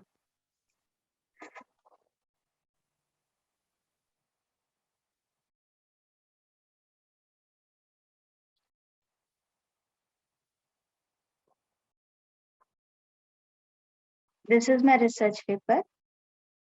This is abstract, keywords, introduction. ठीक है? Yes, ma'am. Conclusion and references. Ma'am हाँ हेलो हाँ हेलो मैम जी, मैं एक चीज पूछना चाह रहा था। हाँ मैं ये पूछना चाह रहा था, जो रिसर्च पर जो हम लिखेंगे वो हाँ हमारा जो टॉपिक जो हमने लिया है उसके अकॉर्डिंग कोई भी तो उसमें टॉपिक पर रख कर सकते हैं, या उसी टॉपिक पर करना है जो हमारा है। मतलब मेरा कहने का अर्थ ये है कि जो हमारा टॉपिक है ना, जो मैंने लिया है, तो मैं उस टॉपिक के जो पार्ट्स हैं उन पे एक रिसर्च पेपर लिखूं या उस टॉपिक पर रिसर्च पेपर लिखूं। पहले तो हमें ये बताइए कि आपने अपना टॉपिक सिलेक्ट कर लिया है रिसर्च पेपर का। हाँ मैम, एक किया है अच्छा, तो वो टॉपिक कि आपके मुझे उस रिसर्च टॉपिक पेपर का ही है ना, थीसिस का तो नहीं है। थीसिस का, हमें थीसिस का ये मैम। आप जो थीसिस करना चाहते हो उसका है। हाँ हाँ अच्छा, तो कोशिश ये करिए कि अभी आप कुछ भी रैंडमली सिलेक्ट कर लीजिए, थीसिस से मत लीजिए। जो आप जिस टॉपिक पे थीसिस करना चाहते हैं उस पर अभी मत करिए। कोशिश, मेरा ये सजेशन है। जो उस पे नहीं हो उससे अलग हो। हाँ, उससे अलग हो, अच्छा क्योंकि अभी आपका थीसिस का टॉपिक ठीक है मैम। डिसाइडेड नहीं है। वो जब आपके सुपरवाइजर से आप मिलेंगे तब हाँ डिसाइड है ना। मैम, भले ही आपने सिलेक्ट किया मैंने हो। जो टॉपिक हाँ, मथुरा की मूर्ति, मैंने जो टॉपिक लिया था मथुरा। नहीं समझ में हाँ आ रहा आप हाँ, क्या कह रहे हैं। मैं हेलो, ये कहना चाह रहा हूँ, मैंने मथुरा की मूर्ति। आवाज आ रही है हाँ भाई है, हाँ मैम? ये कह रहा था मैं, जैसे मैंने एक टॉपिक लिया था मथुरा की मूर्ति कला में हाँ वस्त्र आभूषण एवं केश सज्जा का कलात्मक दृष्टि से अध्ययन मौर्य काल हाँ से गुप्त काल तक, ये मेरा टॉपिक था, ठीक है ना। तो हाँ, मैं ये सोचा जैसे इसके अंदर मैं मूर्ति कला पर एक, जैसे मथुरा की मूर्ति कला से रिलेटेड या कोई भी एक रिसर्च पेपर लिखूं, ठीक है। ये चल जाएगा ना मैम? मतलब आपने अपना एक टॉपिक सिलेक्ट किया थीसिस का, इस पर आप काम करना हाँ चाहते हैं, तो इससे रिलेटेड आप हाँ रिसर्च पेपर लिखना चाहते हैं। हाँ, इससे तो रिलेटेड। एक काम ये करिए कि आप अपने प्रपोज जो आपके सुपरवाइजर हैं उनसे आप बात कर लीजिए। अभी तो मैम मेरा कोई सुपरवाइजर है ही नहीं। वो तो किसी का भी नहीं है ना, इसीलिए तो मैंने कहा कि अभी तो अभी तो हम लोग केवल पढ़ रहे हैं। अभी तो मैंने पूछा है। तो अच्छा, ठीक है, आप लिख लीजिए फिर, अगर आपको यही पसंद है तो लिख लीजिए। हाँ वो तो खैर ठीक है, लेकिन वो ये था ना कि अब आप ही ने तो बोला था कि एक रिसर्च पेपर भी एक रिसर्च पब्लिश पेपर कराना है। आपको करना है, पब्लिश कराना है, तो वही हम हाँ लिखने का यही। तरीका बता रहे हैं कि आपको अच्छा, साइटेशंस कैसे देने हैं उसमें। बिल्कुल बिल्कुल। ठीक है। और हाँ ठीक है। हाँ, तो बाकी अब टॉपिक का सिलेक्शन आप अपने अकॉर्डिंग देख लीजिए, जिस पर आपके पास मटेरियल की अवेलेबिलिटी हो। जिस पे यहाँ टेबल हुआ उसी कॉलेज, हिसाब से। हाँ, क्योंकि अभी तो ऑनलाइन ही चल रहा है सब, तो रिसोर्सेज हाँ आपको हाँ खुद ही ढूंढने मैम, पड़ेंगे। आज तो हम लोग ये डिस्कस कर रहे थे कि एमएलए स्टाइल क्या है साइटेशन का। और एक मिनट, हम लोग वापस स्लाइड पर आते हैं। और इसके लिए हम लोग एक एग्जाम्पल ढूंढ रहे थे कि हमें एक एग्जाम्पल लिखना है। यस तो सपोज हमने आपको अपना रिसर्च पेपर जैसे मैम। दिखाया। एक मिनट, एक मिनट, एक बस बस बस एक मिनट।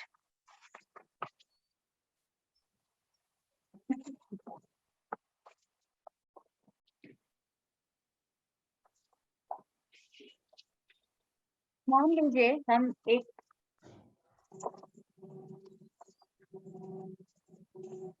यहाँ से एक बुक है, उस बुक से हमने ये एक चीज निकाली।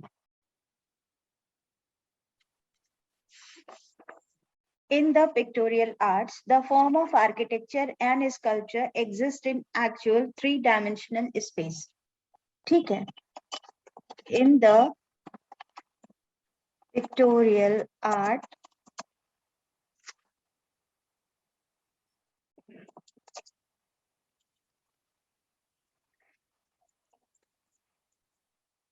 The form of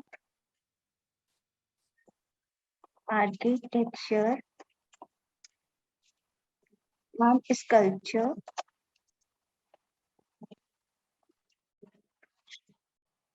exist in actual three-dimensional space.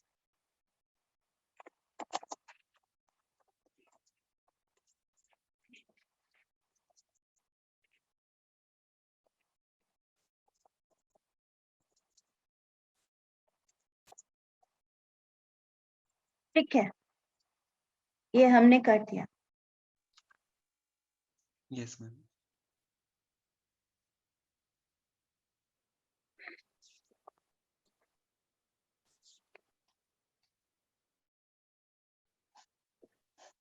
Full stop.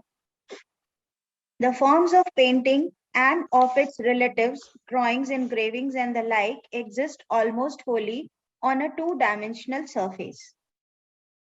ठीक है. The form of painting. अब इस चीज को गौर करिएगा. ब्रैकेट में हमने इसको फर्दर डिस्क्राइब किया. End of its relatives.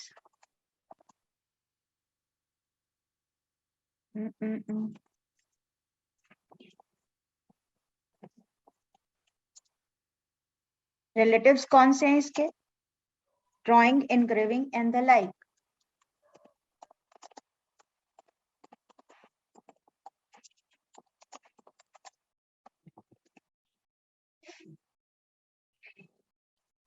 Exist almost wholly on a two-dimensional surface.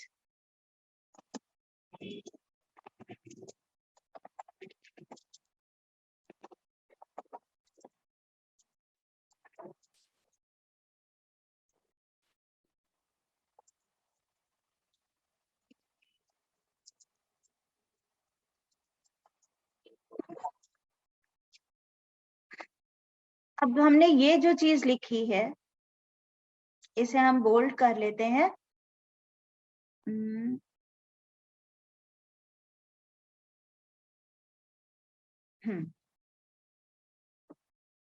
तो ये हमें अलग से समझ में आएगा. In the pictorial arts, the form of architecture and sculpture exist in actual three-dimensional space. The form of painting and of its relatives, drawing, engraving, and the like, exist almost wholly almost on the two-dimensional surface.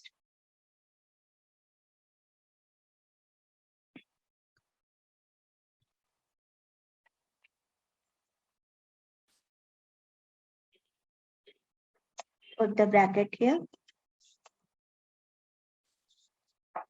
कहाँ से कौन से लिखा किसका है ये?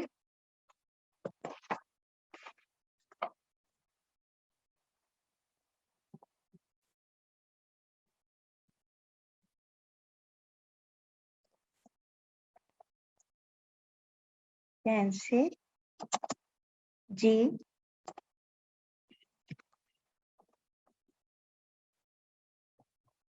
RICHARD Richard and sorry cleaner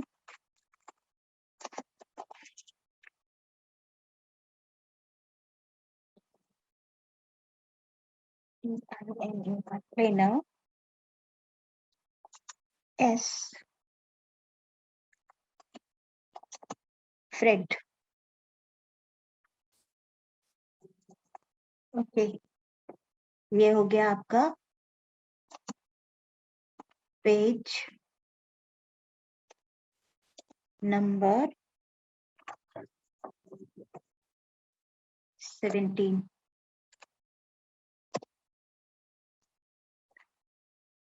ये हो गया आपका इंटेक्स साइटेशन. समझ गए? यस. ये हमने यहां से लेकर के यहां तक एक फैक्ट लिखा है यहां तक. Okay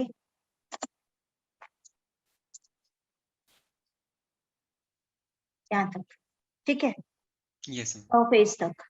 In the pictorial arts, the form of architecture and sculpture exists in actual three-dimensional space. The form of painting and of its relatives, drawing, engraving, and the like, exist almost wholly on the two-dimensional surface. ये हमने एक fact लिखा है, जिसके through हम कोई भी आगे जो भी काम कर रहे हैं उसको हम एविडेंस प्रोवाइड कर रहे हैं. इस फैक्ट Yes, का sir. हमने क्या किया कि यहाँ पर ये लिख दिया. इसके साथ में हमने कहाँ से ये बोरो किया है, किस राइटर का ये सर्च है, ये हमने यहाँ पर लिखा. Tansey G, Richard and Kleiner, S Fred, page number 70. This is in text citation. ठीक है. Yes, sir. तो इसके बाद APA format, APA American Psychological Association, and it is used for sciences. And CMS Chicago Manual Style, and it is used for book publishing. तो इसमें हम कम discussion करेंगे. MLA format का हम आगे फर्दर और डिस्कशन करते हैं. इन टेक्स्ट साइटेशन क्या है, ये हमने आपको यहाँ पर करके दिखाया. This is the example of in text citation.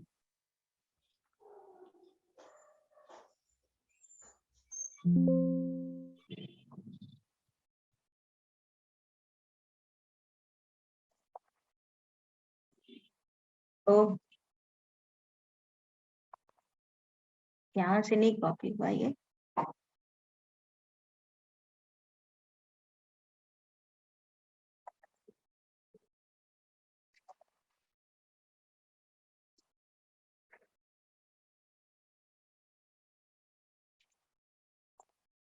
ठीक है.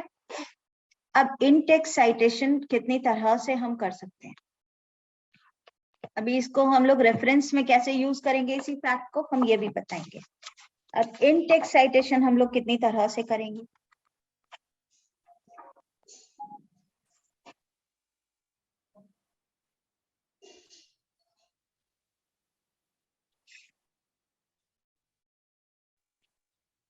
ये तो एक तरीका है आपका MLA फॉर्मेट में लिखने का. ठीक है, मतलब हमने इतना लिख दिया, ये हमारा कंप्लीट हो गया कि हमने यहाँ से ये चीज बोरो की. इसको हम इस तरह से भी लिख सकते हैं. MLA फॉर्मेट में हम इसको इस तरह से भी मेंशन करेंगे. Dancy G. Richard and Cleaner S. Fred have mentioned that in the pictorial arts, the form of architecture and sculpture exist in. आगे कंटिन्यू. ठीक है. तो हमने क्या किया कि एक फ्रेज यूज किया, they have mentioned it earlier. इसी तरह से इसके बहुत सारे सिग्नेचर फ्रेजेस हो सकते हैं. हिंदी में हो सकते हैं कि उनके अनुसार, सिंपल फ्रेज है ना, या फिर उनके कथनानुसार, या के कथ्य से उद्धृत कर रहे हैं. ठीक है. इस तरह से हम बहुत सारे फ्रेजेस लिख सकते हैं. जैसे एक इंग्लिश में हम लोग ये भी लिखते हैं कि जी रिचर्ड ऑब्जर्व्स, ऐसे भी लिख सकते हैं. या फिर ही एक्नॉलेजेस, ऐसे भी लिख सकते हैं. मतलब इस तरह से हम एक फ्रेज यूज करके भी इसको डिस्क्राइब कर सकते हैं. तो ये एक दूसरा मेथड हो गया डिस्क्रिप्शन का, जहां पर हम लिखेंगे like G Richard describes that in the pictorial arts, the form of architecture and sculpture exist in actual three-dimensional spaces. ठीक है. So this is the another method of citation in text citation of MLA format. Okay. Yes, ma'am. अब इसके बाद में हमें एक चीज और भी याद रखनी है कि नहीं है. ओके. इन टेक्स्ट साइटेशन को हम कभी कभी पेरेंथेटिकल साइटेशन भी कहते हैं, और पेरेंथेटिकल साइटेशन भी कहते हैं. और ये जो चीज हमने लिखी यहाँ पर एक ब्रैकेट में, यू सी, यहाँ पर लिखा the form of painting exist almost wholly owned the two dimensional surface. अगर हम इसमें से ये चीज हटा देते हैं,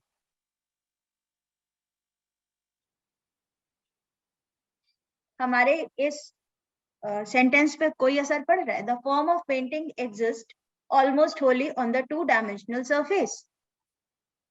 नहीं पढ़ रहा है ना. Yes. अपनी बात तो ये पूरी कह रहा है, लेकिन नहीं, हमने Yes. इसके साथ में ये भी जोड़ा हुआ है. तो इसको जोड़ने का मतलब ये हो गया कि हम इस चीज को, इस फ्रेज को, इस वर्ड को थोड़ा सा और डिस्क्राइब कर रहे हैं, पेंटिंग को Yes, इसमें ma'am. थोड़ा सा ऐड कर रहे हैं। द फॉर्म ऑफ पेंटिंग, ये जो एक फ्रेज लिखा है इसमें हम थोड़ा सा अपना एक व्यू और ऐड कर रहे हैं। और वो क्या है, डिस्क्रिप्शन थोड़ा सा ऐड किया है। क्या ऐड किया है? End of its relatives, drawing, engraving and the like, इसको कहते हैं पेरेंथेसिस। PARENTHESES, ठीक है, Yes, ma'am. वो कहते हैं पेरेंथेसिस। तो हम इन टेक्स्ट साइटेशन जो MLA फॉर्मेट में किया जाता है इसको बहुत बार पेरेंथेटिकल साइटेशन कहते हैं। और जब हम बीच में कोई जो डिस्क्रिप्शंस हम दे रहे हैं उसके बीच में हम एक एडिशनल इंफॉर्मेशन ब्रेसेस के बीच में देते हैं या डैश लगा कर देते हैं, जैसे ये जो पैराग्राफ के शुरू करने के पहले ये चीज जो है इसको ब्रेसेस कहते हैं, ये इसको ब्रेसेस, ठीक है। There are 3 types, you know, जानते हो ना, इस तरह का होता है। Yes, ma'am. और एक और कौन सा तरह का होता है, ये तरह का होता है और ये तरह का होता है, सॉरी, और ये तरह का होता है ना। तो these are called braces. Mathematics. Yes, ma'am. हाँ, तो अगर हम इन ब्रेसेस के बीच में अगर कोई इंफॉर्मेशन दे रहे हैं जो एडिशनल इंफॉर्मेशन है, जो हमारे फैक्ट को और ज्यादा डिस्क्राइब कर रही है, तो that is called parenthesis. Okay, ये सारे Yes, ma'am. हमारे मेथड्स हैं अपनी डॉक्यूमेंटेशन को और ज्यादा एम्फेटिक बनाने के, ठीक है। और कभी कभी हम इसमें एक चीज और भी यूज करते हैं, डैश। डैश लगा के भी आगे फर्दर डिस्क्राइब कर देते हैं। The sky was blue, it was Azure blue, ठीक है, ऐसे डिस्क्राइब कर दिया तो हमें ब्लू का डिस्क्रिप्शन मिल गया, एज़्योर ब्लू, है ना। इस तरह से हम इसको ये सारे डिस्क्रिप्शंस जो है ऐड कर सकते हैं। तो अब हमारे पास में इन टेक्स्ट साइटेशन के 2 फॉर्म्स मिल जाते हैं। एक तो ये फॉर्म है जिसमें हम ब्रेसेस में पैरेंथेसिस ऐड कर रहे हैं और within braces we are writing the name of the authors and the page number. दूसरा फॉर्मेट ये है, दूसरा फॉर्मेट हमने आपको बताया कि हम इस तरह से लिख सकते हैं।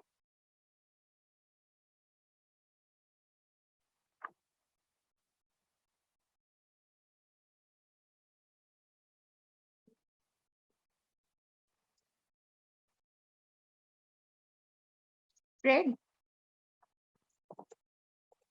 in their documentation of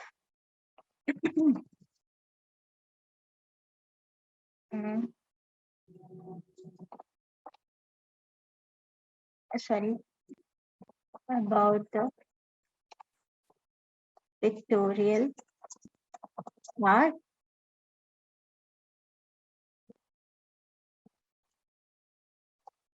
observe that the form of architecture।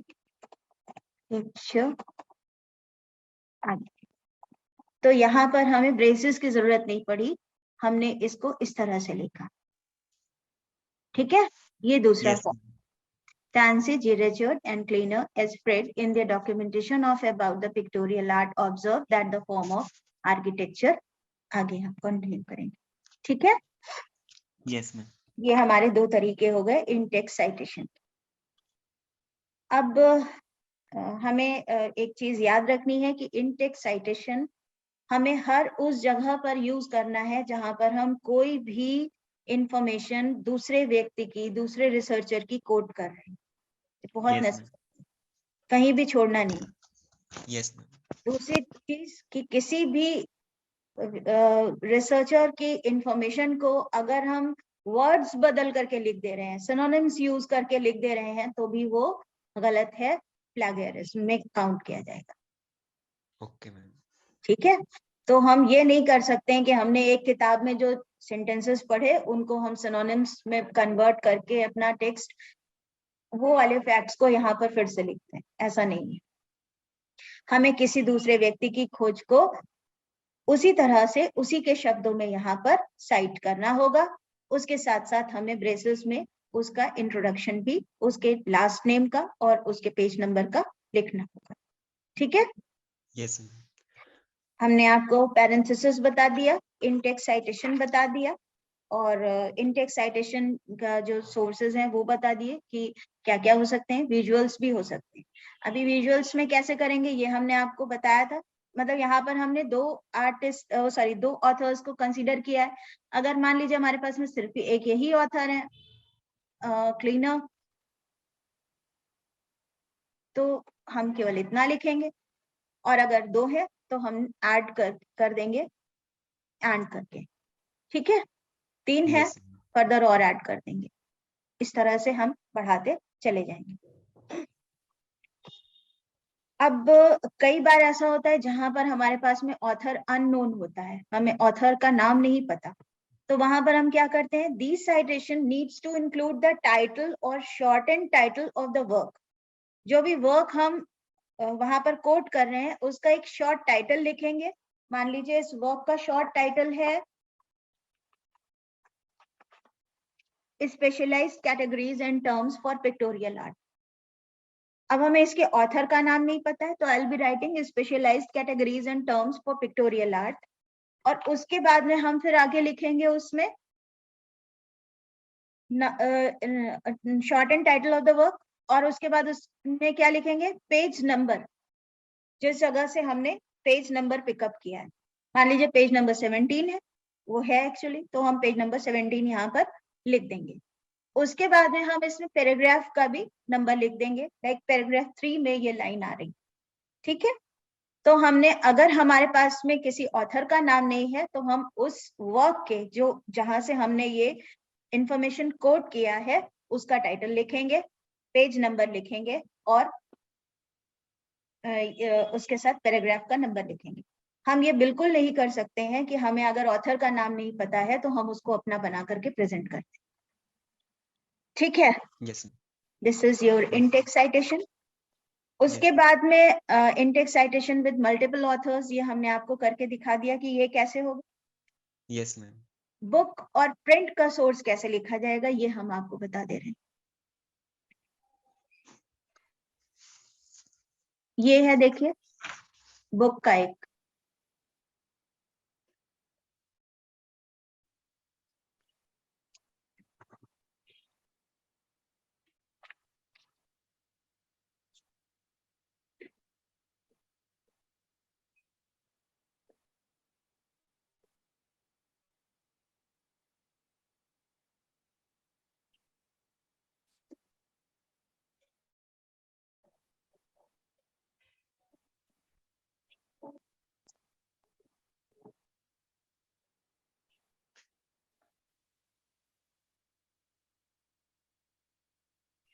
ये हमारे बुक के सोर्सेज हैं, जैसे अग्रवाल वासुदेव शरण, भारतीय कला, प्रारंभिक युग से तीसरी शती ईस्वी तक, पेज नंबर 122 टू 130, पृथ्वी प्रकाशन, Varanasi, 2020 addition print.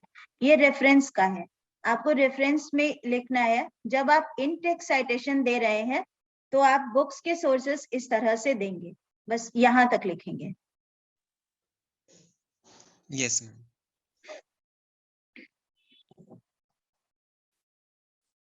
Agarwal Vasudev Sharan, Bharatiya Kala, page number 122 130। Okay, braces. Yes.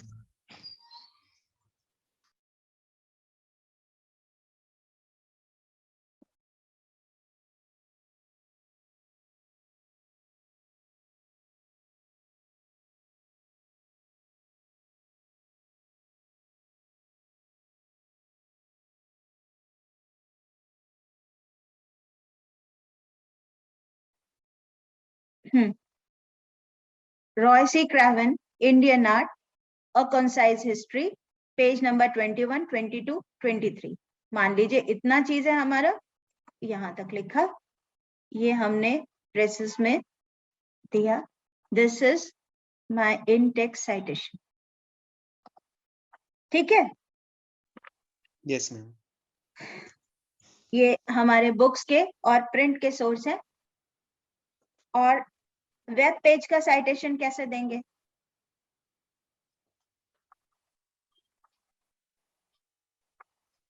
इसमें नहीं है, सॉरी, मैं आपको लिखकर बता दूं।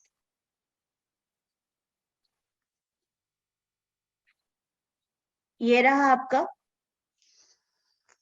ठीक है।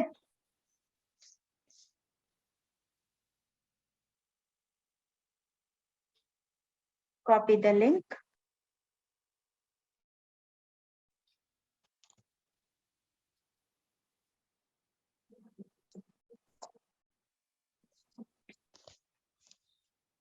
ये आपका वेब लिंक हो गया। ओके, अब Yes, आपने ma'am. लिख दिया गुस्ताव कुर्बे।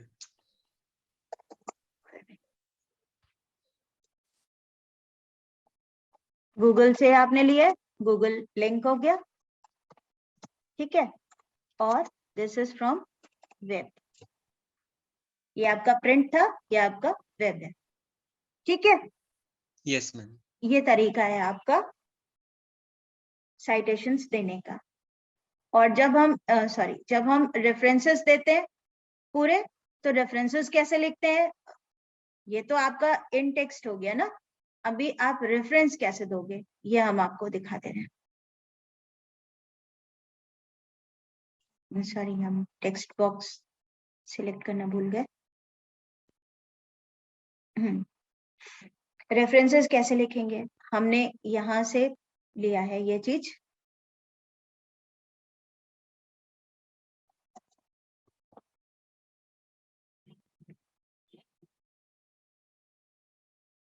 ये आ गया हमारे पास में रेफरेंसेस।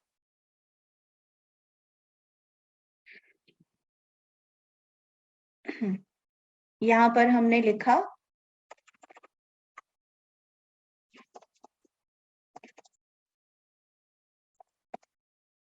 ठीक है रेफरेंसेस, और रेफरेंसेस में हमारे पास में ये नाम आए हैं, अग्रवाल वासुदेव शरण स्पेस,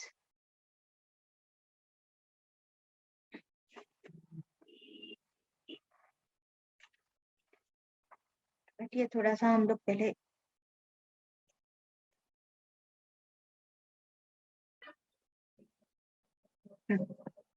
वासुदेव शरण भारतीय कला।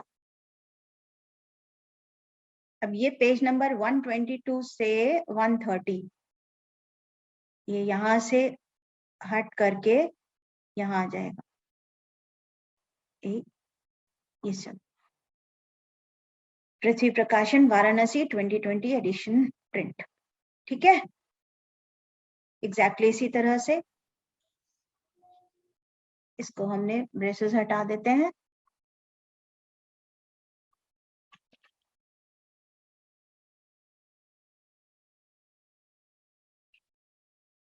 ये हो गया हमारा रेफरेंसेस, ये वेब का, ये बुक का, और इसके पहले हमने जो ऑथर का रेफरेंस था वो हमने अभी आपको इन टेक्स्ट करके दिखा दिया, ठीक है। तो ये आप रेफरेंसेस, बुक के, प्रिंट सोर्सेज के और वेब पेजेस के रेफरेंसेस किस तरह से किए जाएंगे ये हमने आपको बता दिया। अब आती है बात, रेफरेंसेस हमने बता दिए, फुटनोट्स और एंड नोट्स क्या होते हैं। फुटनोट्स होते हैं, जैसे हमने आपको अभी पैरेंथेसिस बताया था, उसी तरह से अभी अगर हम वर्ड पे एक नया डॉक्यूमेंट क्रिएट करें तो हम आपको दिखा सकते हैं। इसके ऊपर जब हम काम करते हैं तो ये देखिए, मान लीजिए हमने कोई भी एक डॉक्यूमेंट, एक मिनट यहाँ से थोड़ा सा ले लेते हैं।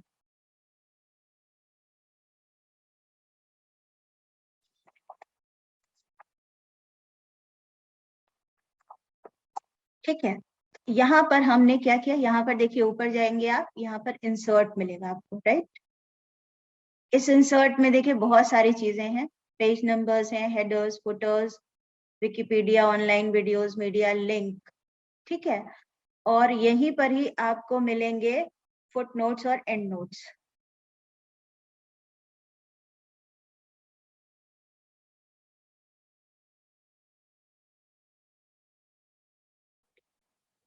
Header and footer is here, but footnote और एंड नोट क्यों नहीं मिल रहा है मुझे? इंसर्ट में ही रहता है।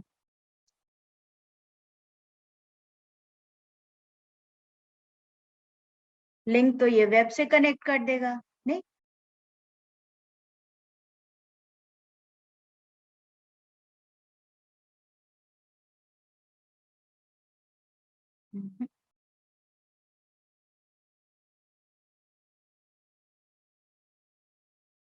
I'm sorry, I'm not able to find this time. पता नहीं, मुझे समझ नहीं आ रहा है कि मुझे क्यों नहीं मिल रहा है, क्योंकि मैं तो अपना यहीं से ही इंक्लूड करती हूँ। Yes, it's here. Sorry, हम गलत जगह पर ढूंढ रहे थे।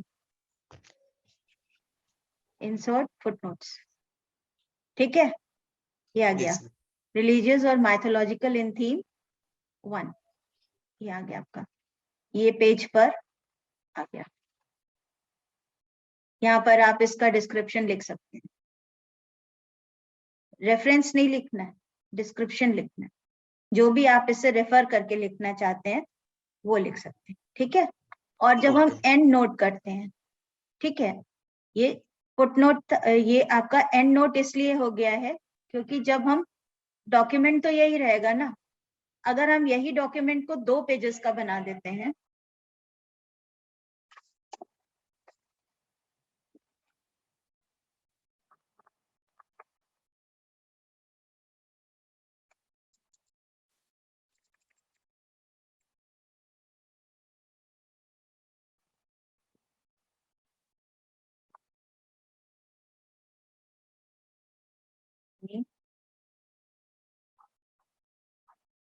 ये आपका एंड नोट इसलिए कह रहा है क्योंकि ये डॉक्यूमेंट आपका यहीं खत्म हो गया है। एंड नोट जो है वो डॉक्यूमेंट खत्म होने के बाद में इंसर्ट होगा, और फुट Yes, नोट उसी पेज के नीचे इंसर्ट, नीचे आएगा। Yes, बस ये डिफरेंस, yes, ma'am. ठीक है। तो ये हम यहाँ पर आ गए। तो एंड मैम, नोट्स और फुट नोट्स भी आपको हमने बता दिया। Yes ma'am. मैम, दोनों की डिस्क्रिप्शन में फर्क तो नहीं होगा ना? बस फुट नोट नीचे आएगा पेज के और बस वो कंपलसरी नहीं है, एंड नोट ज्यादातर लास्ट में। लोग फुट नोट्स प्रेफर करते हैं क्योंकि जहां पर आप कर रहे हो Okay. वहीं आपका डिस्क्रिप्शन आ गया। बहुत Yes, सारे ma'am. लोग एंड नोट्स भी प्रेफर करते हैं जो आगे डिस्क्राइब करने के लिए आखिर में लिखते हैं सारी चीजें। तो जैसे ही Yes, आप ma'am. इसमें इंसर्ट करोगे ना रेफरेंस में एंड नोट, वो नंबरिंग ऑटोमेटिकली होती चली जाएगी। Yes, ma'am. मैं गलत जगह पर ढूंढ रही थी, सॉरी, ठीक है। Yes. And then comes acknowledgement. आप एक्नॉलेज करते हैं किन किन लोगों ने आपकी मदद की रिसर्च वर्क में। Further questions to be investigated, आगे इस रिसर्च के आगे आप और क्या काम इस रिसर्च से कंसर्न हो सकते हैं उनको डिस्क्राइब करना। Yes, ma'am. Then plagiarism. Plagiarism क्या है बताया मैंने, कोई भी किसी का भी वर्क यूज करना बिना साइटेशन के, बिना उस सोर्स को मेंशन किए, प्लेगियरिज्म है। सिनोनिम्स को यूज नहीं किया जाना चाहिए प्लेगियरिज्म के लिए। अगर हम ये सोच रहे हैं कि हमने सिनोनिम्स को यूज करके उसी काम को दूसरी लैंग्वेज में लिख दिया है तो ये बिल्कुल गलत है। कॉपीराइट, ये रोकने के लिए ही कॉपीराइट और पेटेंट जैसे टर्म्स बनाए गए हैं। जैसे मतलब टर्म्स आ रहे हैं सामने कि आप अपना रिसर्च पेपर कंप्लीट करो और उसे कॉपीराइट कर सकते हो। आप कोई आपका आर्ट वर्क है उसके पिक्चर को भी या उस आर्ट वर्क को भी कॉपीराइट कर सकते हो। आपकी कोई नई डिस्कवरी है तो उसको आप पेटेंट कर सकते हो। उसके प्रोसेसेस अलग हैं और उसके लिए अलग सेशन हो सकता है, ठीक है। Yes, ma'am. तो दैट्स मैम, ऑल एक फॉर टुडे। क्वेश्चन। हाँ, मैम, एक क्वेश्चन है, जैसे मैम हम साइटेशन लेते हैं दूसरे ऑथर का, कुछ हम स्टडी करते हैं, तो हमारी थीसिस में हमें कितने परसेंटेज तक हम मैक्सिमम यूज कर सकते हैं उसका? थीसिस में कोई लिमिटेशन नहीं होती। Okay ma'am. रिसर्च पेपर में भी कोई लिमिटेशन होती नहीं है, कम से कम आप 15-20 तो यूज कर ही सकते हो, 10 भी यूज कर सकते हो, आपको जितने की जरूरत है आप यूज कर सकते हो। Okay ma'am. हाँ, ये रिक्वायरमेंट जरूर होती है कि आपने जो लेटेस्ट रिसर्चेस हैं, आपके जो साइटेशंस हैं, वो अभी रिसेंट ईयर्स के भी होने चाहिए। Yes ma'am. और पुराने भी हो सकते हैं, वो आपके ऊपर है कि हमने कोई बहुत पुराना टॉपिक उठाया उस पर काम किया, आपके ओके ऊपर है। कोई भी टॉपिक का रेलेवेंस क्या है ये तो अब आपके फील्ड में आप डिसाइड करेंगे ये चीज, ठीक है। Yes ma'am. मतलब एक जनरल मैंने आपको आइडिया बता दिया कि आगे आपको काम कैसे करना। अब आप एक रिसर्च पेपर एक अच्छे से कर सकते हो, मैंने आपको आज अपना रिसर्च पेपर भी दिखा दिया, इस तरह से लिखना है। तो इस तरह से आप एक अच्छा से एक रिसर्च पेपर लिखो, एक टॉपिक चूज करो, जैसे देवेंद्र जी ने अभी बताया कि वो ये टॉपिक चूज कर रहे हैं, तो ये टॉपिक के ऊपर वो मटेरियल्स कलेक्ट करें और उसको लिखें। और अगर उन्हें कहीं जरूरत है या आप लोगों को कहीं जरूरत है मेरी मदद की तो मुझे जरूर बताओ, मैं बता दूंगा, ठीक है। Yes ma'am. So thank you for this session. और इसके बाद अब नेक्स्ट सेशन में हम लोग हिस्ट्री ऑफ आर्ट एप्रिसिएशन पर बात करेंगे। यस। 4 बजे। 1 मिनट देवेंद्र जी, नेक्स्ट सेशन में हम लोग अभी फिर मिलते हैं, फिर बात करते हैं, ठीक है। यस। Thank you ma'am. नमस्ते मैम।